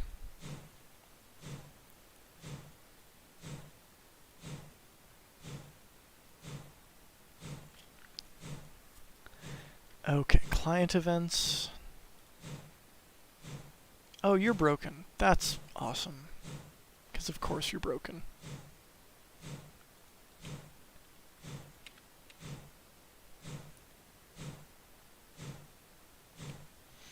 Why does everything suck today? Alright, let's do the...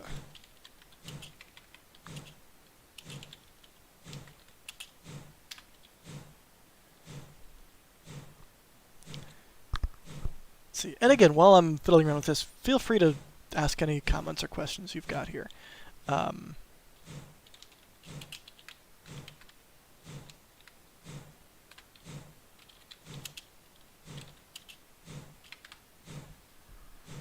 Hey, happy cat.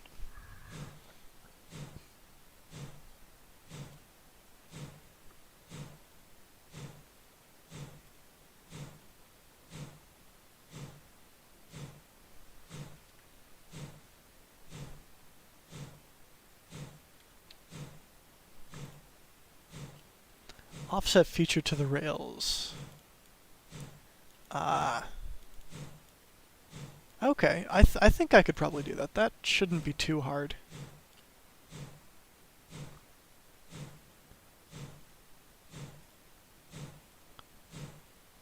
Yeah, I might play with that.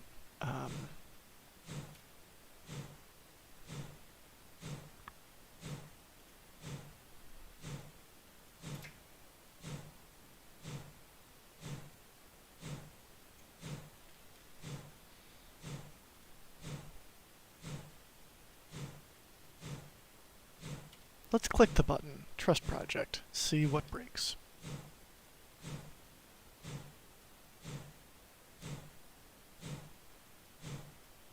It's thinking about it.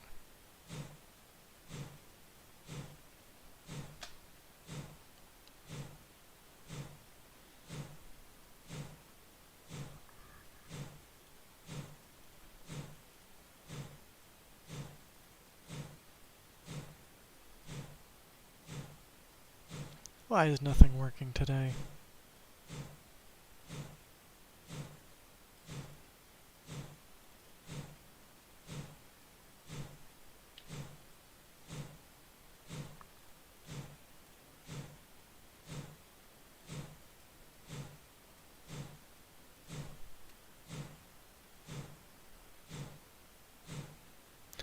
Oh yeah, Andrew, keep bugging me about that. I keep forgetting about that.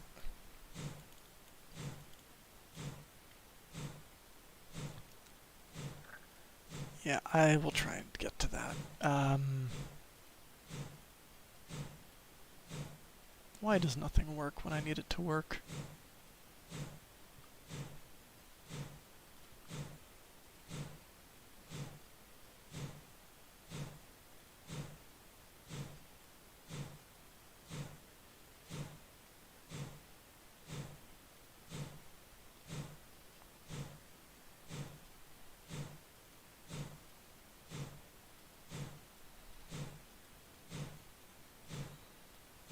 This just doesn't work. I hate everything. Ah.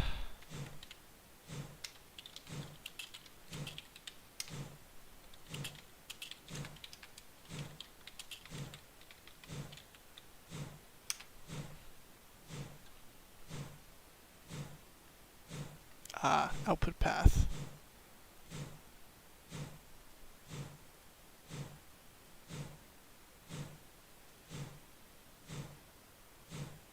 I'm actually going to open up the IPR directly.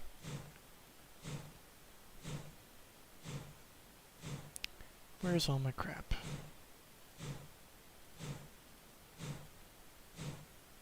Alright.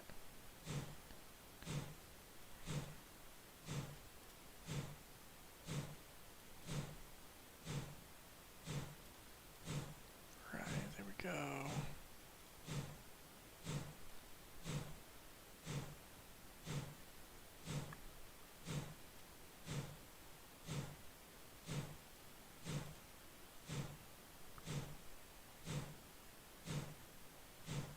So that's expected.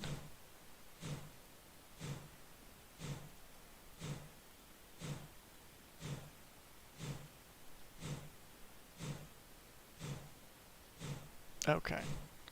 I will try that.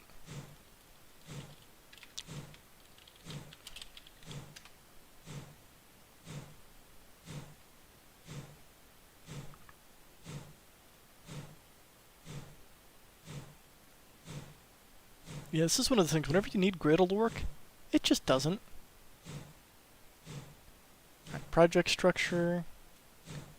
Compiler, oh yeah. Get rid of that.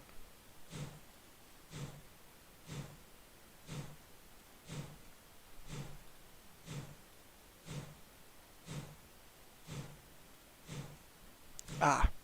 No, it's not happy about that. Yeah, IntelliJ is probably broken, because I'm running an older version. Well, that's fun. Alright, let's go back to Client Container Builder. I might just be able to hack this. Check settings, build to screen.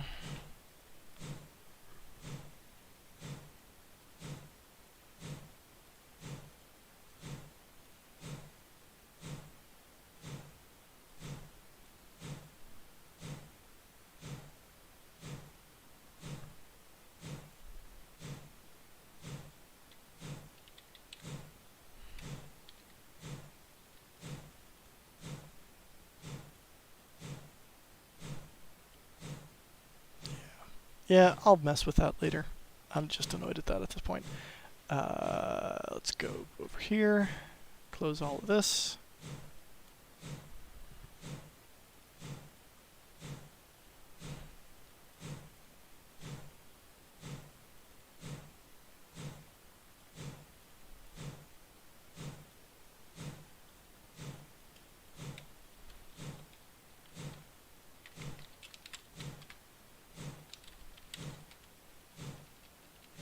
What's the handle click function?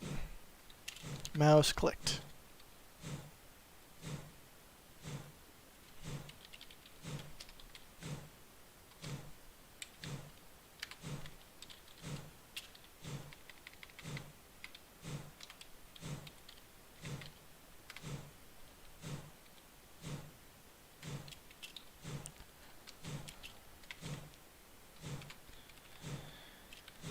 Okay, so now what we do is we do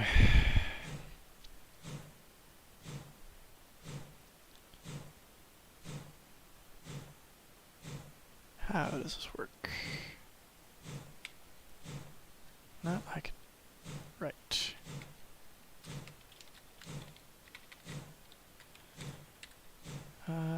Actually, how does that supposed to work? Hang on. Please hold. I haven't actually looked at this code in a very long time.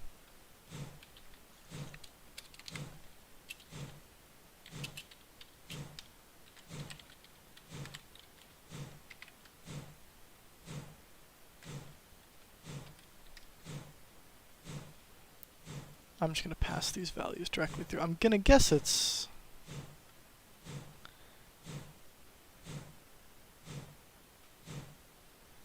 position, position, button, XY button.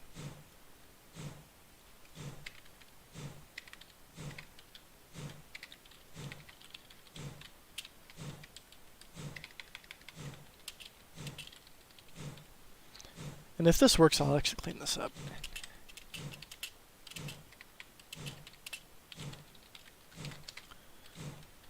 And I need to look at where this is called.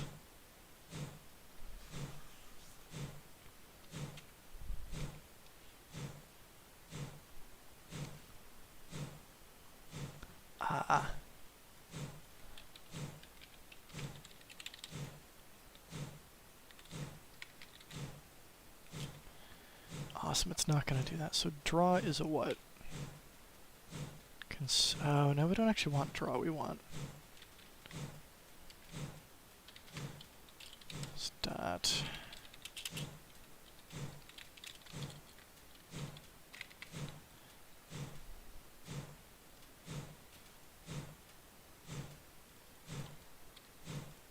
Actually, I'm just going to do... That's an easy thing to do. Yeah, that pane... Yeah, this is probably just broken in interesting ways.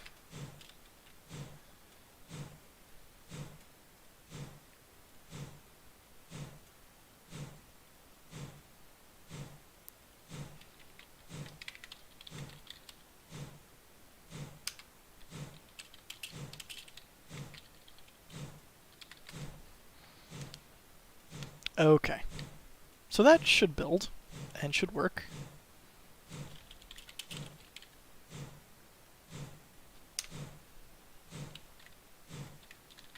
Let me...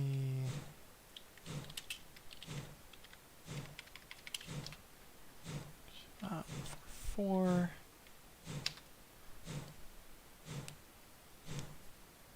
I can try loading the Gradle project. It's not gonna... I don't know. Broken in interesting ways. Also, you guys can hear this in the background, can't you? I'm gonna stop that. Alright.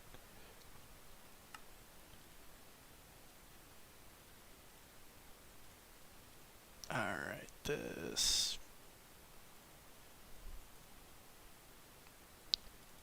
Container has private access. That's easy enough to fix.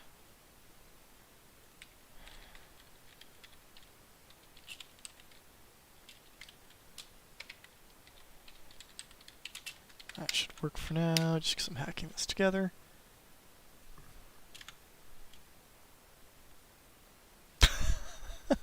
Chuff. Chuff.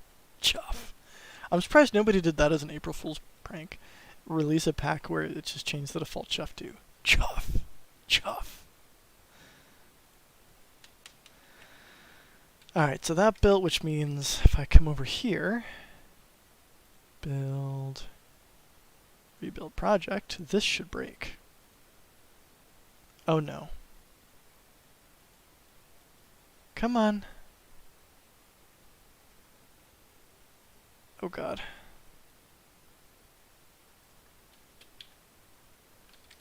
Build.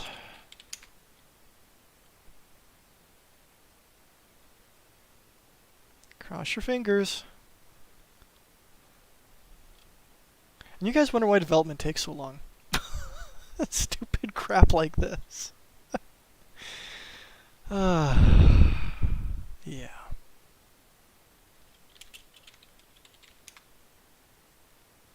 Okay, that does look good. So let's refresh.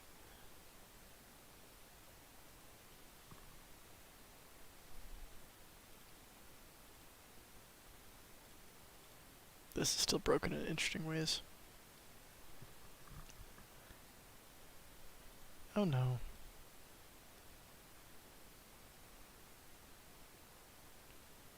What?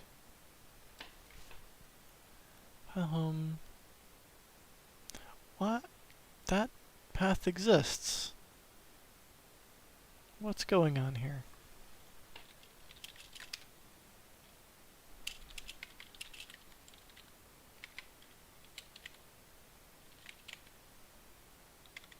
Oh.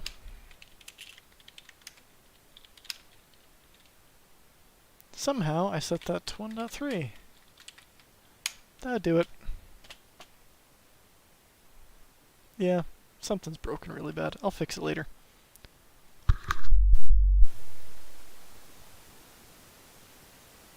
Yeah.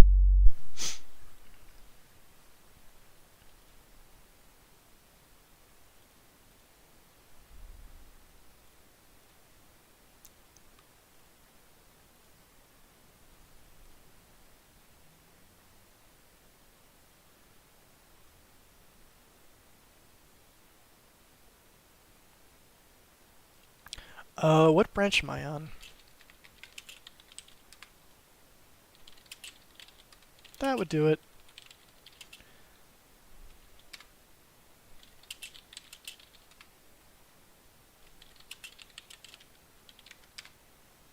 That would definitely do it.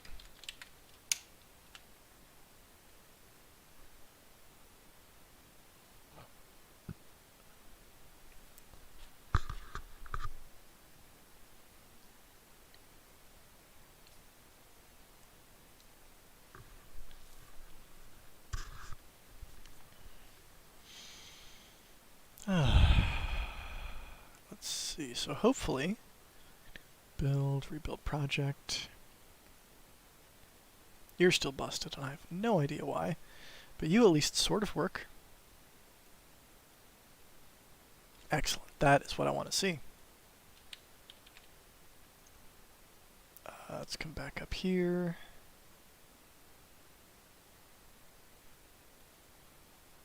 So these all implement that directly, so Java class.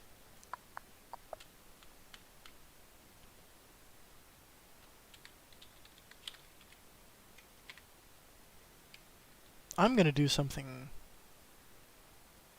terrible because I'll likely end up rewriting this code. I just want to see if this is possible.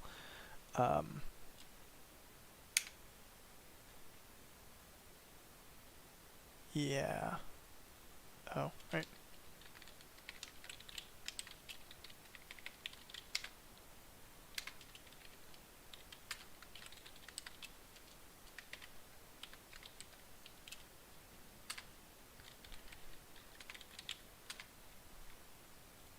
Can I override this is the question.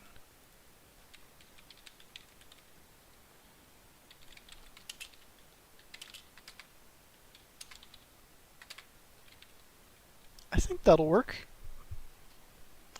And then I just need to come into these ones and switch over to iBase container.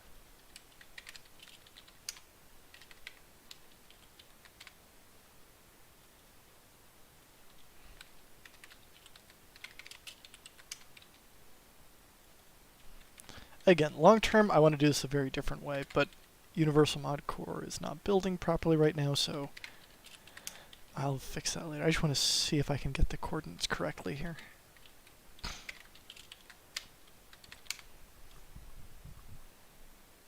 Okay, so here is where I can do... So where do I actually get the Gui Builders stuff set up? Where do I actually call render?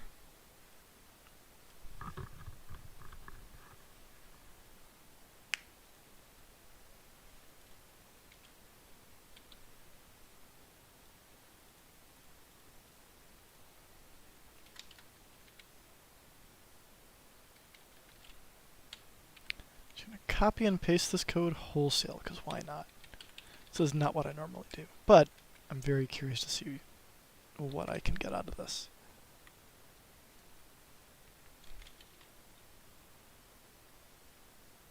Instead of this, I'm going to do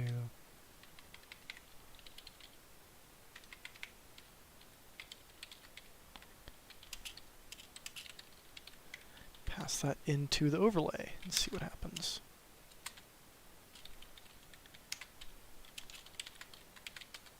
Put a breakpoint here and see if this will run.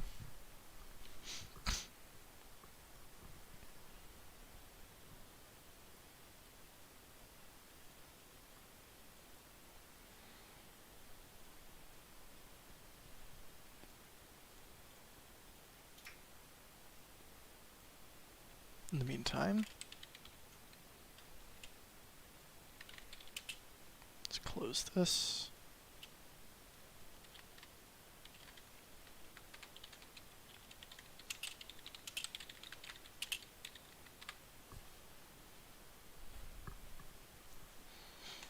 See if I can get UMC working properly.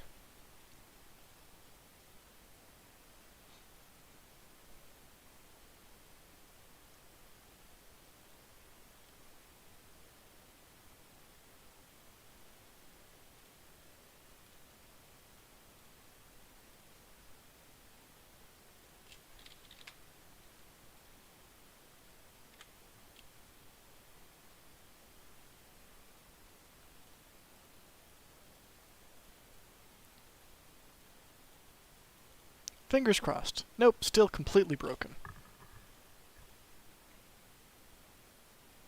Mostly broken. I have no idea. What? I hate everything. I'm just gonna say that now. I hate everything.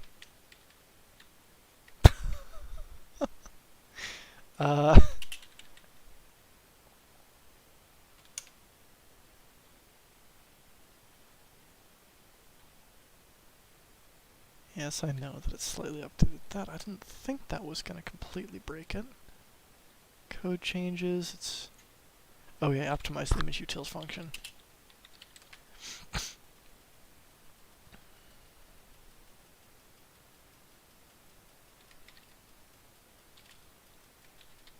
Ah.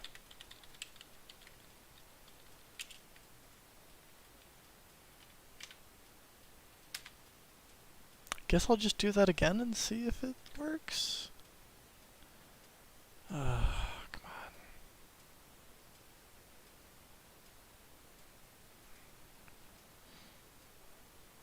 Oh wait, no, I know why. No, that's not Java. This is because I broke something. Maybe?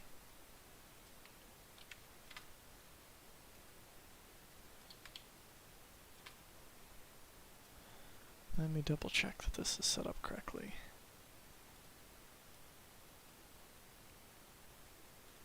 No, that should be the right version.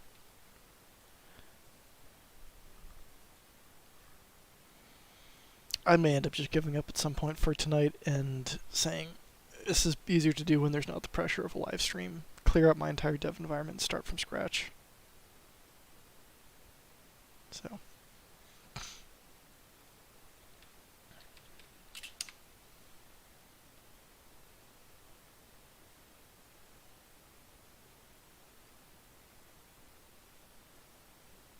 See, it sees all 7 mods. Okay. I don't know why it wasn't happy last time, but it seems to be functional now. Maybe.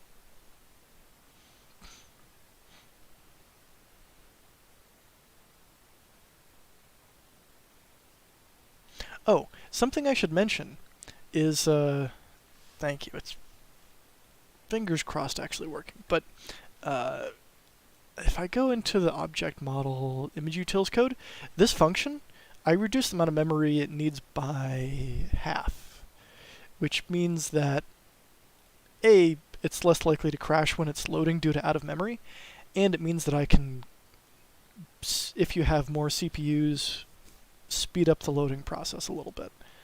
And in general, it just speeds up the loading process a little bit. Yeah, it was a fairly simple fix. I also optimized the bit shifting a little bit. Yeah. This is more used when you're generating the cache boot.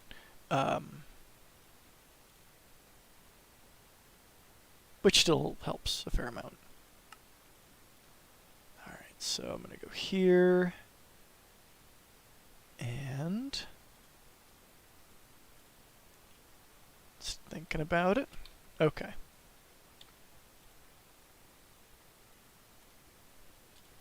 Need to set a breakpoint, which would be Locomotive container, IBase container. Just set a breakpoint there. Oh, right, I gotta do this. That's why. Okay.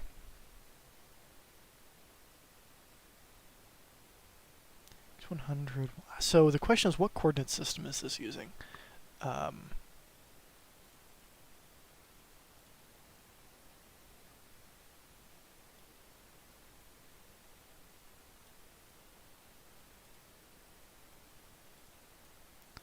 So this is what I'm curious about, is what the screen width and screen height are.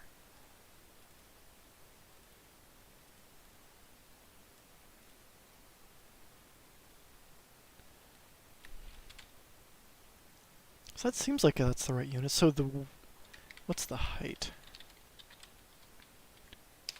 So the height is 508 and the width is 508 and 960. So if I come back here, disable that breakpoint.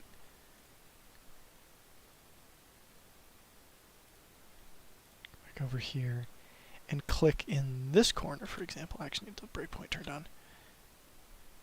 Actually, that's going to be this corner. 958.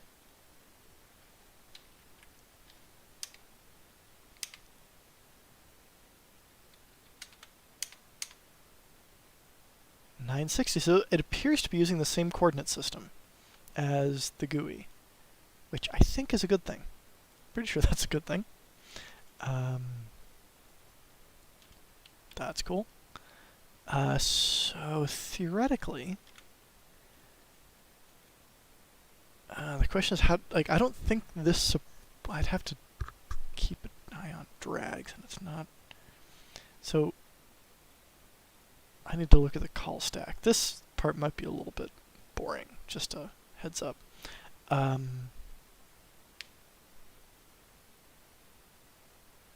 Yeah, a separate inventory for a train UI is the long-term solution, but that's not something that I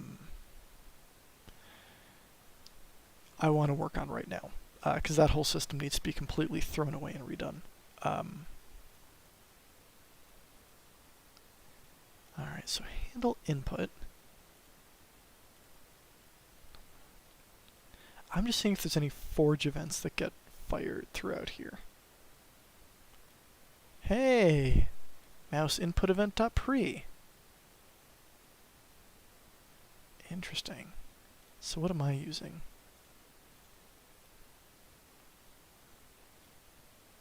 Mouse event, not mouse input event.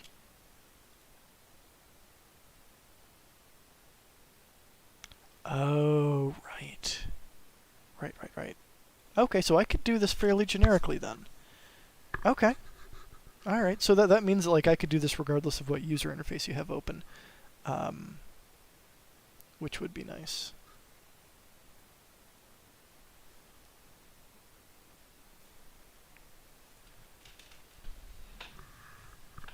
Honestly, for now, Sebastian, I'm just going to ask you to put them on the HUD if you want them there.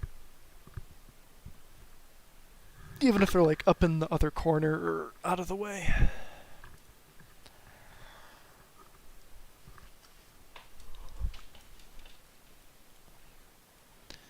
Alright.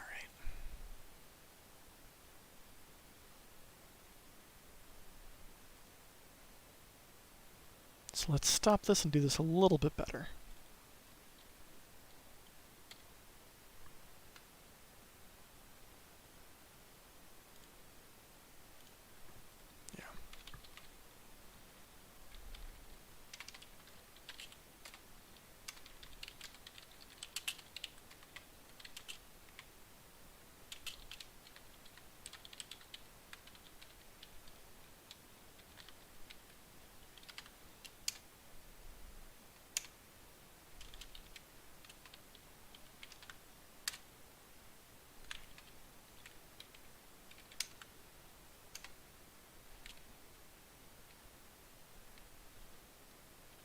Get GUI screen event. Yeah. Mouse input event. Yep.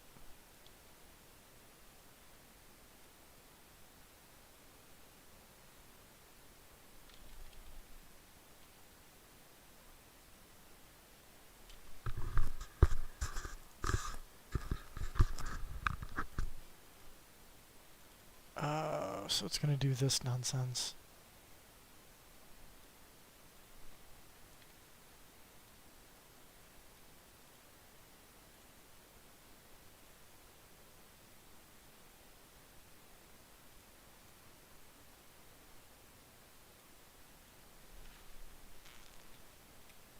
IJ event button.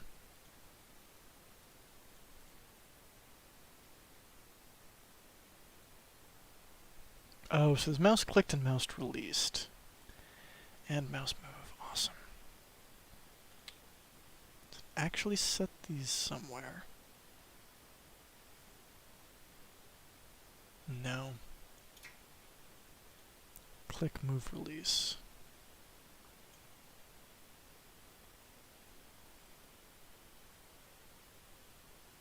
Awesome. So how do I do this without...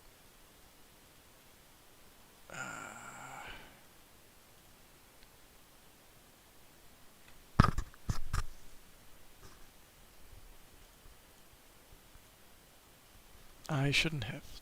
Let me boot this back up. Or, no, this back up. Because I actually need to put a breakpoint there.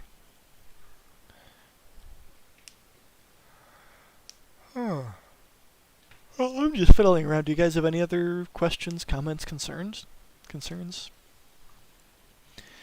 With all this? I am going to try and do weekly streams again. I can't always promise that I will be able to give you guys a huge amount of heads up, but I'll do what I can.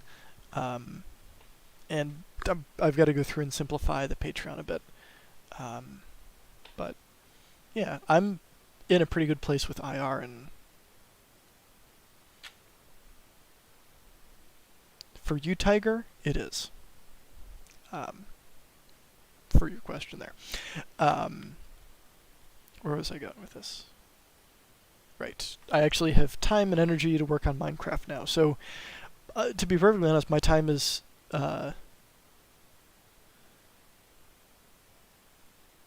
Dimmable Lights.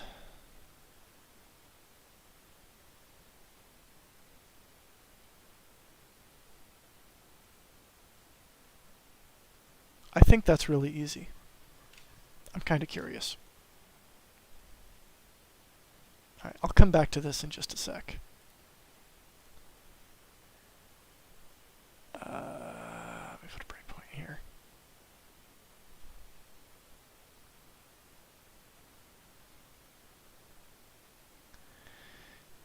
Yes, it can wrong. Yeah. It doesn't have anything to do with like actual trains or tracks. It's just like, given this block, what's the next path? Yeah.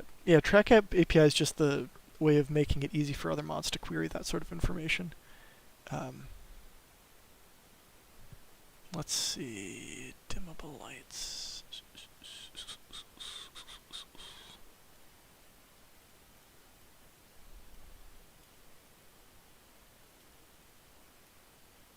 Right, that's gonna be in. Sorry, I'm a little bit tired.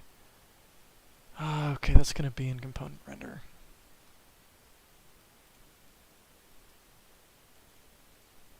Oh, I also optimized this a lot, which should help. Yeah.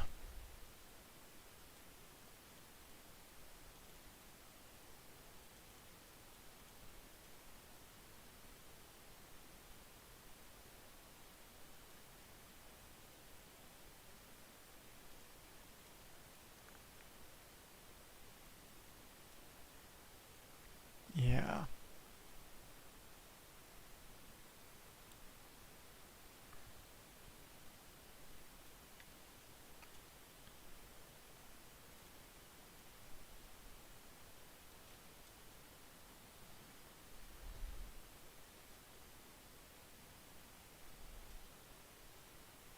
I'll think about it. Technically speaking, it's not that hard.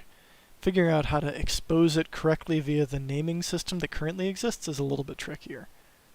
Oops, I did not mean to do that yet.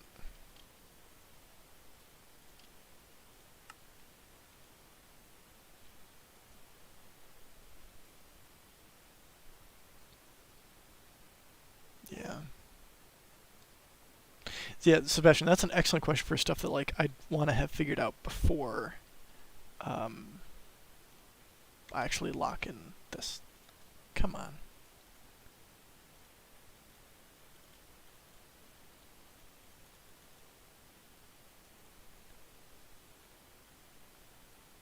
Right, because it's going to fire. I'm going to put the breakpoint here. So it actually only fires on a click.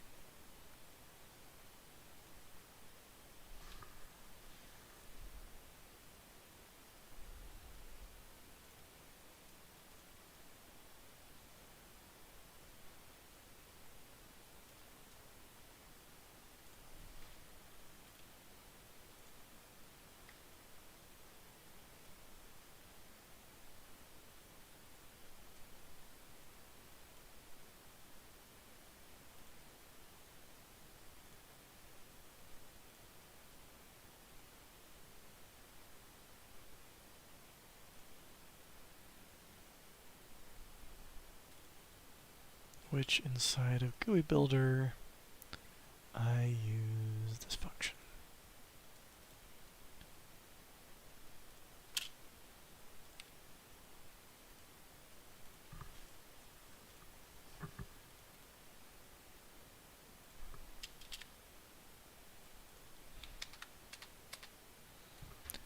Oh, interesting.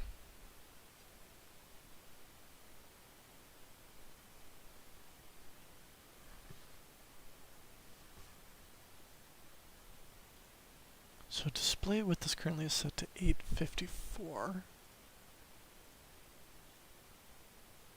Make it full screen. Do the same thing up in this corner.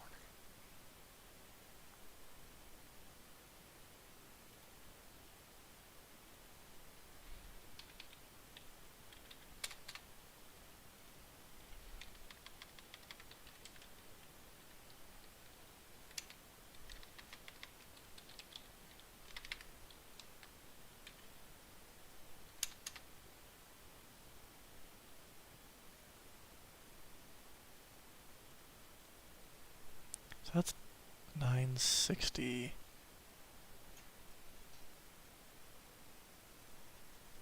960, which I think works.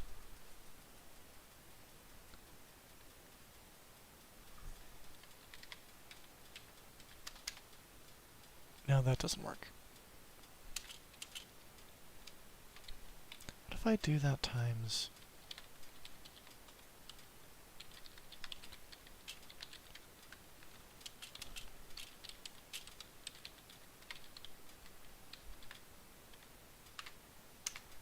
Okay, that looks correct. So I can get the X and Y from that. Okay.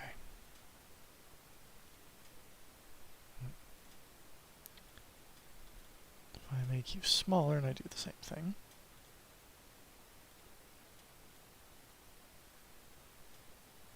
The actual width is... Yeah, that looks better. Oh, I see. So it's scaling it by the display size, multiplying by the GUI size. Okay. Yeah.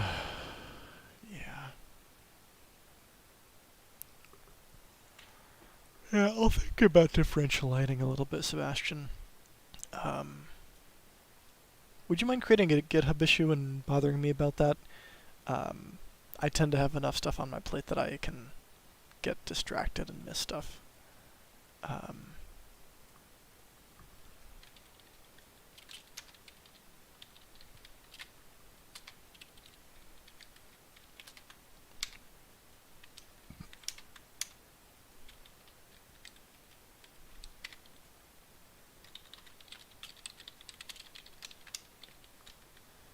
Okay.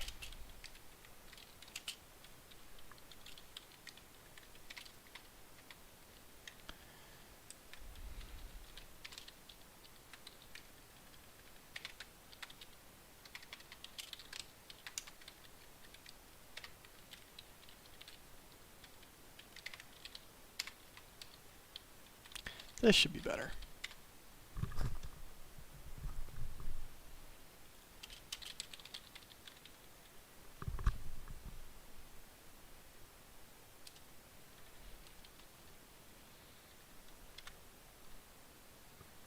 Let's make sure I understand where this is being called.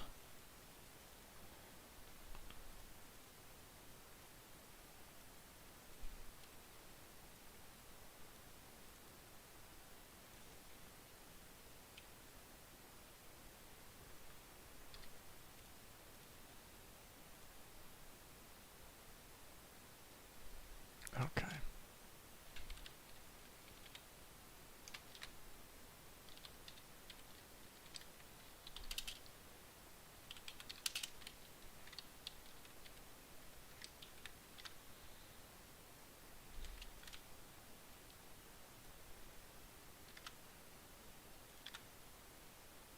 Oh, no, that's the...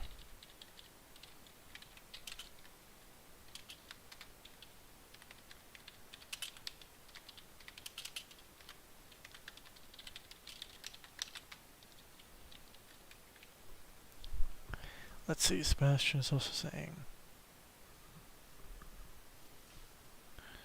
No, I think those kind of go together.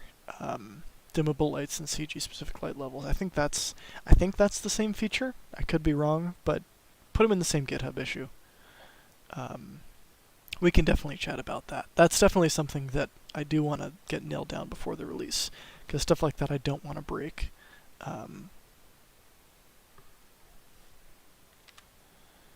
Let's see, event button.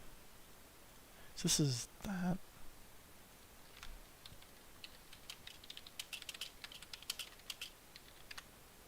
It's not equal to -1.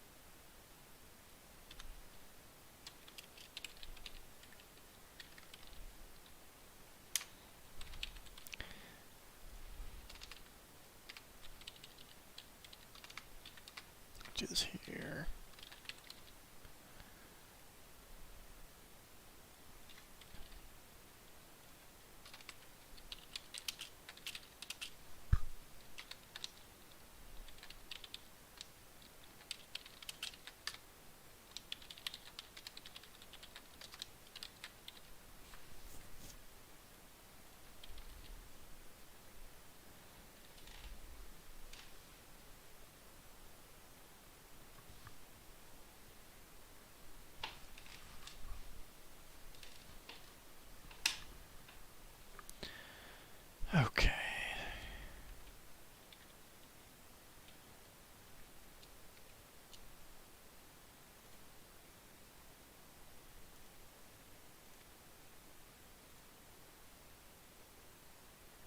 I did it that way, didn't I?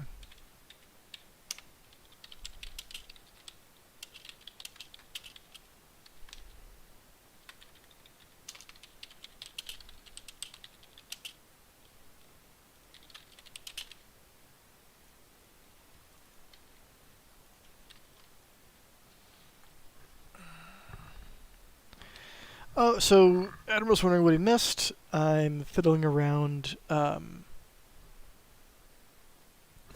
with setting up a mouse handler so I can click and drag on parts of the user interface. Something I've been avoiding for a while, but I think I can actually do it. All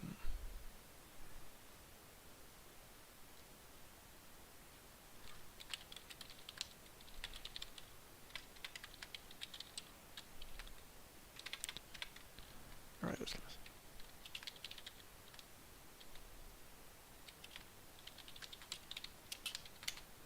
I will be right back. Give me just a minute.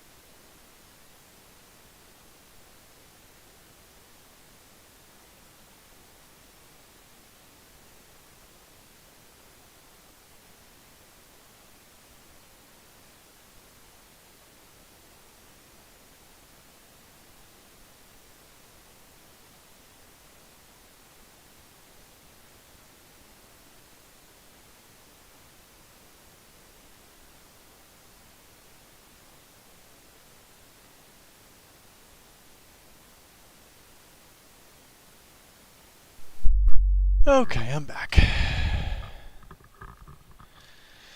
So your question about control cars, modified passenger coaches instead of modified locomotives, dramatically harder. Um, there's a reason I went with the system I did, as far as code simplicity and ease of maintenance. Um, yeah. Hacking it so that they show up as passengers in the user interface and organizing that correctly, I might be able to hack that, but it's not my favorite thing.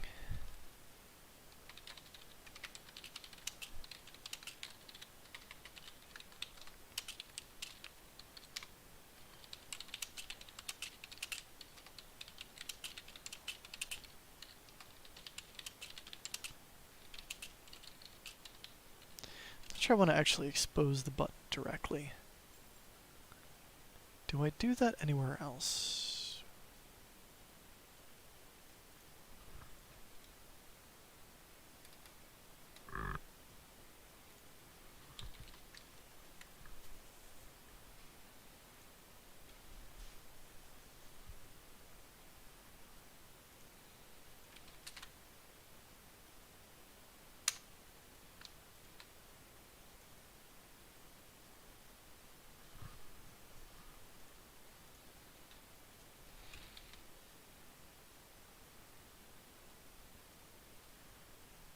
Yeah, I can always fix that later.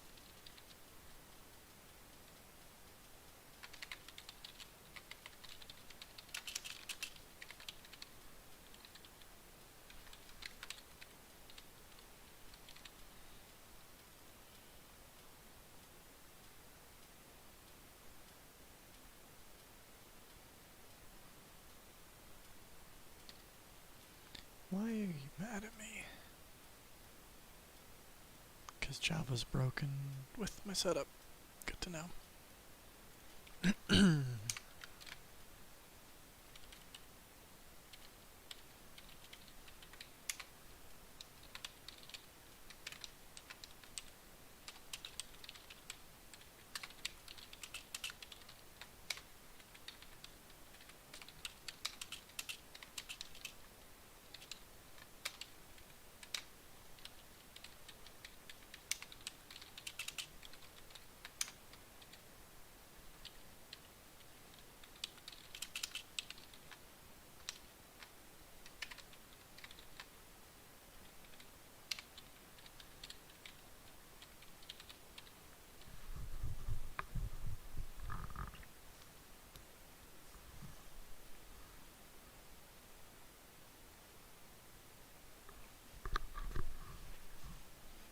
So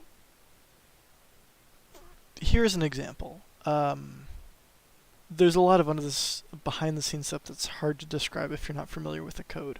But something like the control card, as far as I know, that should work on the cab car because it's got all the controls you would expect. Or the system where it like shares the throttle between the different locomotives. Like you have to duplicate a ton of code for that to work properly. Or abstract things in a drastically different way, which I still don't think solves the problem correctly. It's not an easy fix. I know there was an implementation that did it that way, but I don't see that as a maintainable solution, at least the way it was implemented.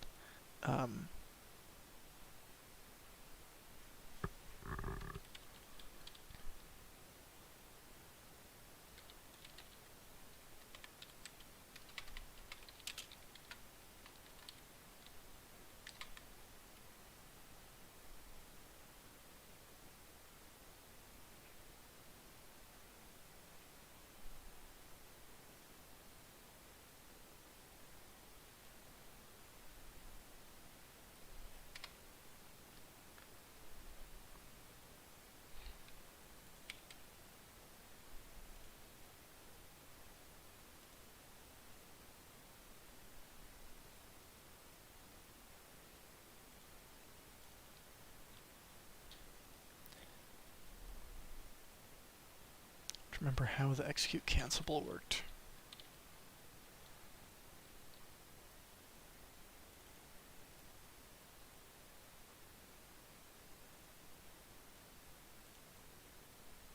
Okay.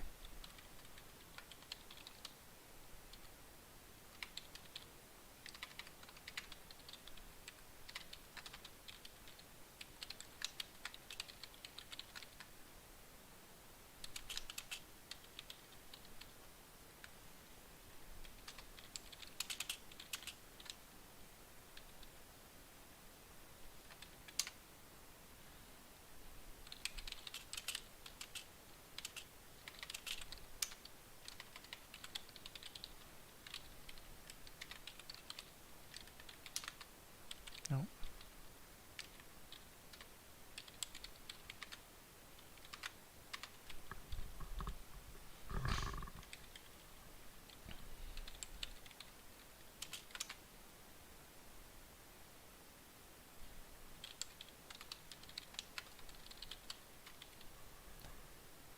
Right.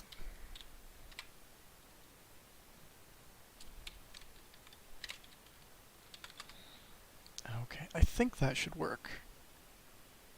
Which means I can then go into the GUI stuff and remove the hacks I did there.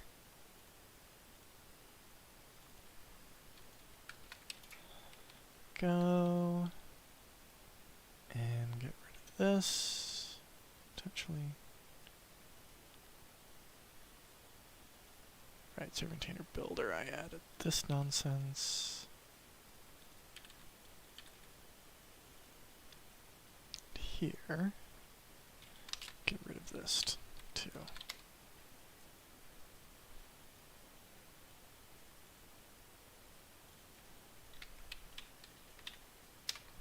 See if that works.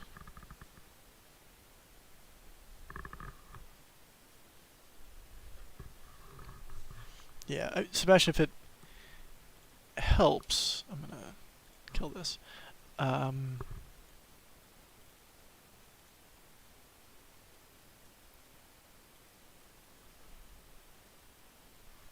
quick. You don't work. I'll just get back to that. If it helps, you can think of the way that this is set up like a tree, each depending on a different subset. Technically, if I hop on like energy rolling stock and hit F4, it shows that tree over here. And there's some interesting stuff there. Let's move this over here.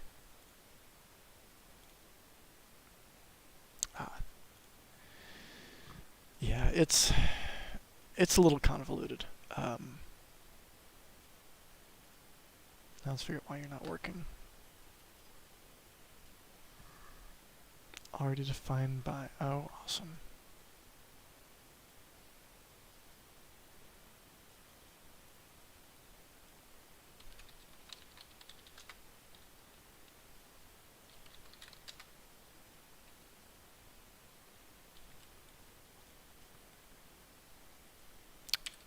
Okay, so that doesn't work. To come down here and replace each one of these.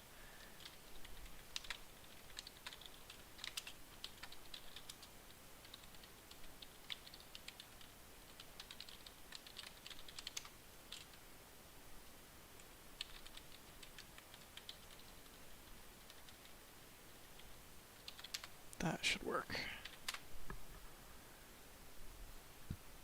Yeah, it's on a different level.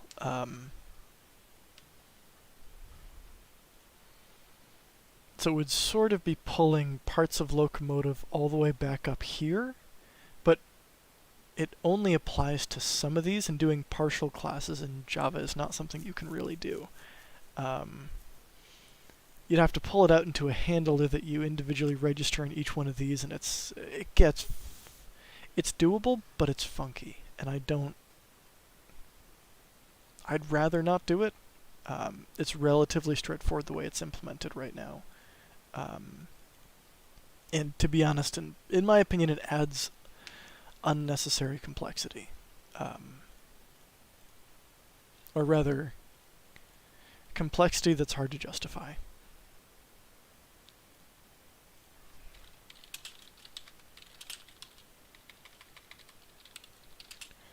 So we're going to check out this entire thing. We don't need this anymore. Alright. We're going to remove that.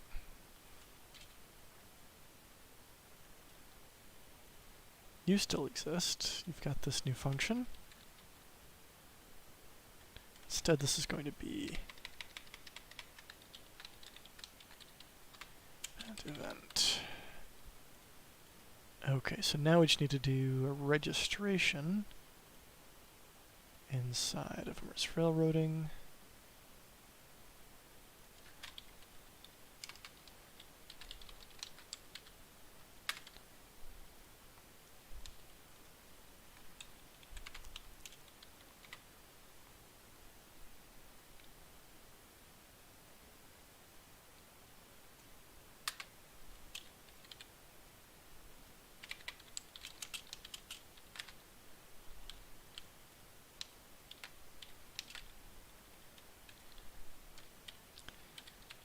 Here.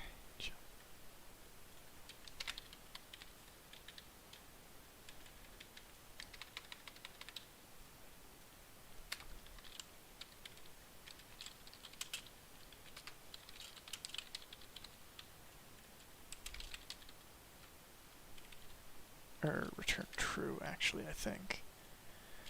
Because this is weird. So this is, if it's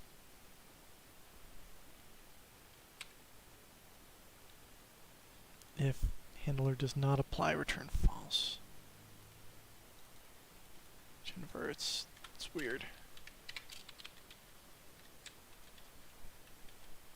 Oh, is it handled? Okay. So if it's handled, return false. It's not handled.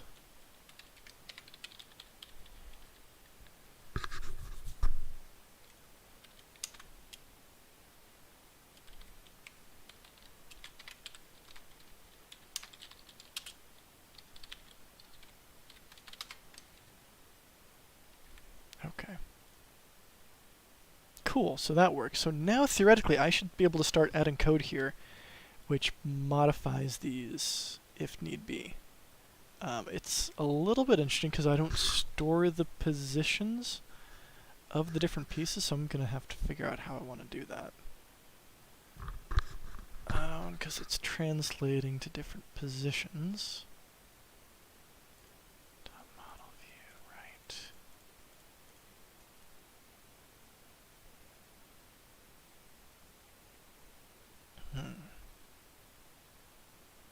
So that's going to be a lot of code.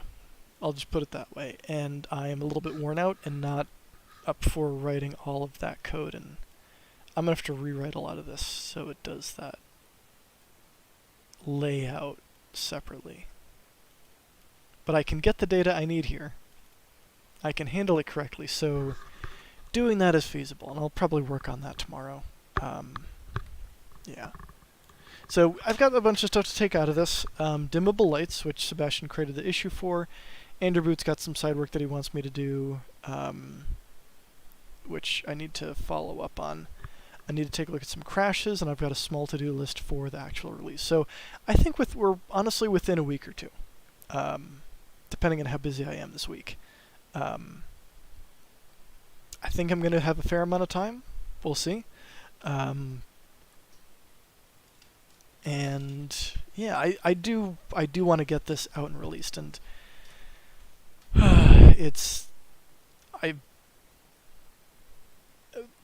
my plan for the week, if you're curious, is there's some IR moderation stuff that needs to happen, which I don't really want to talk about in this context here, and would rather do that on Discord. And I'm working on doing... I've got a couple things with like some of my side businesses that I need to actually set up and do this week. So that's on my plate. All of this immersive railroading stuff, which I'm just going to keep picking away at until the release is ready. What my hope is that I can get enough stuff cleaned up that I can do a proper test build tomorrow, so that we can actually get some eyeballs in this. I need to do the Optifine stuff,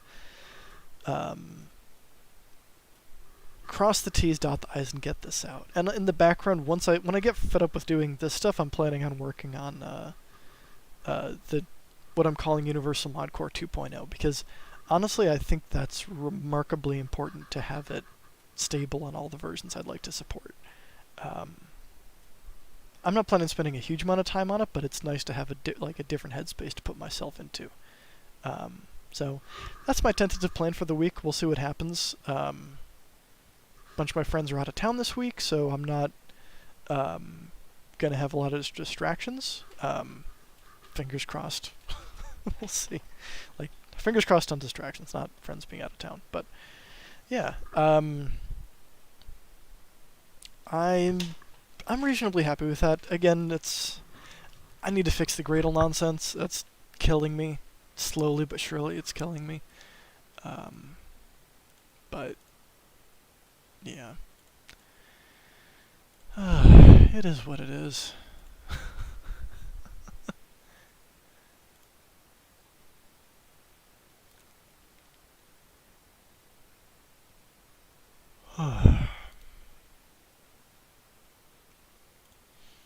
Any final questions, comments, concerns before I sign off for the night? This has, I think, been one of the longer streams, and probably the most meandering and potentially frustrating.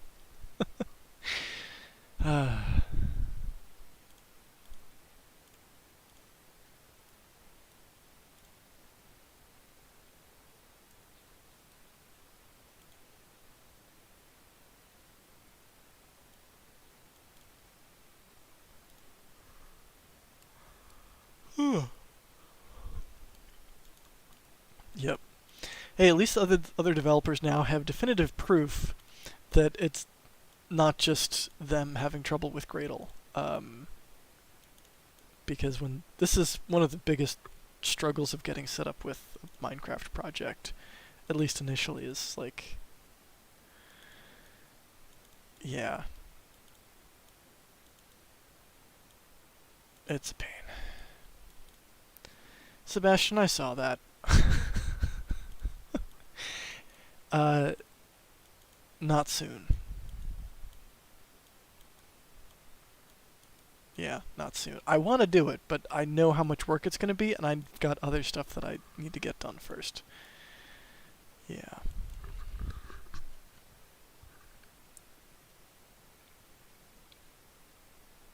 Oh, right, sorry. Admiral, I saw that earlier. Mars Lights. I, I definitely want to get that in at some point. I don't think I'm going to get it in for the initial release of the control system. That kind of falls into the Bell category, which I ended up not doing for this piece of work. Yeah. Yeah. I do want to do it. I definitely think that it's something that will happen at some point. Probably when I do another set of iterations on the control and animation system. I can't give a good ETA on that. Galaxy Light. I think that's just when your graphics card starts throwing OpenGL errors. Yeah, Galaxy Light effects. I've got some good screenshots of those. Let's see if I can pull that up.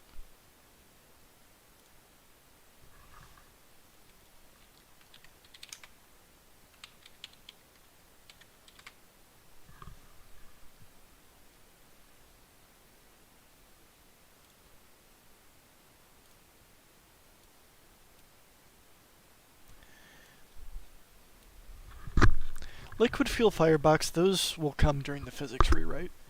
Let's see. What are some good ones? Do we have any good OpenGL errors here? That's a good one. Particles completely broken. Nothing rendering. Yeah. That was fairly magical. What else we got?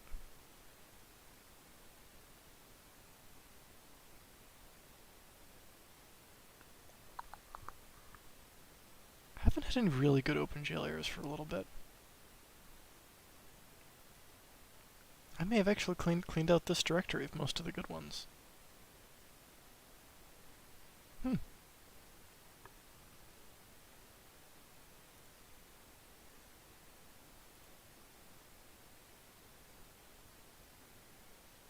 Oh, here we go. No, here we go. Yeah, that was a good one.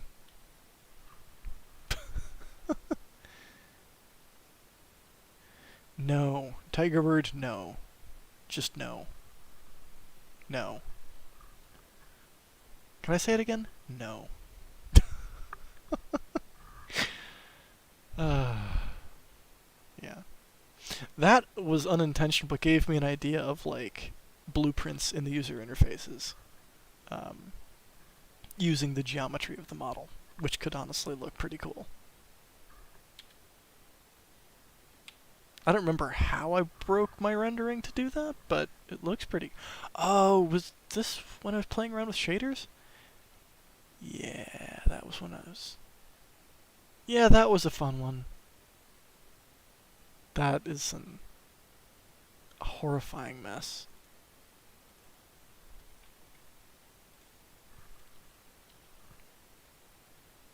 And that's once I fixed that code. I forget what I was doing with this.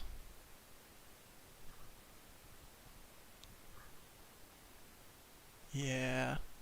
I'm glad I pulled these up. This is some fun nonsense that ends up happening. Oh yeah. That was figuring out some weird textures.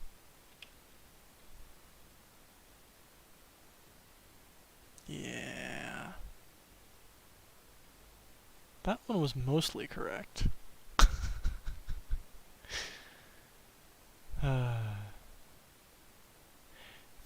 This might have been when I was rewriting the texture packing system. Oh, you know, this was when I was rewriting the object model system. Yeah, that was fun. It's gone to plaid. Yeah.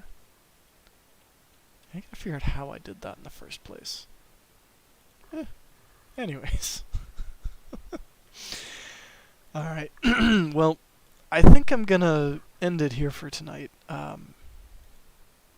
It's been good fun with you guys, not good fun fighting against this nonsense. But yeah, I think I'll start with this tomorrow and try to figure out a reasonable way of doing this. The positional stuff, I need to set up a separate matrix for each one of these, multiply it in. Yeah, it's gonna be fun. Excuse me. Yeah, thanks. I feel bad not having like kept up my end of the bargain and kept streams going, and honestly, just taking a step away for so long for the patron only stuff. I have actually, like, since the beginning of the year, I've been working my way back into this, but yeah, it's been a process.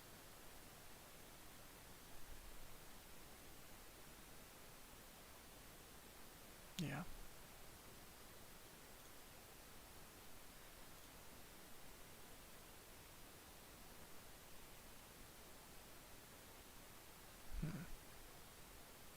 That's not on the list that I expected.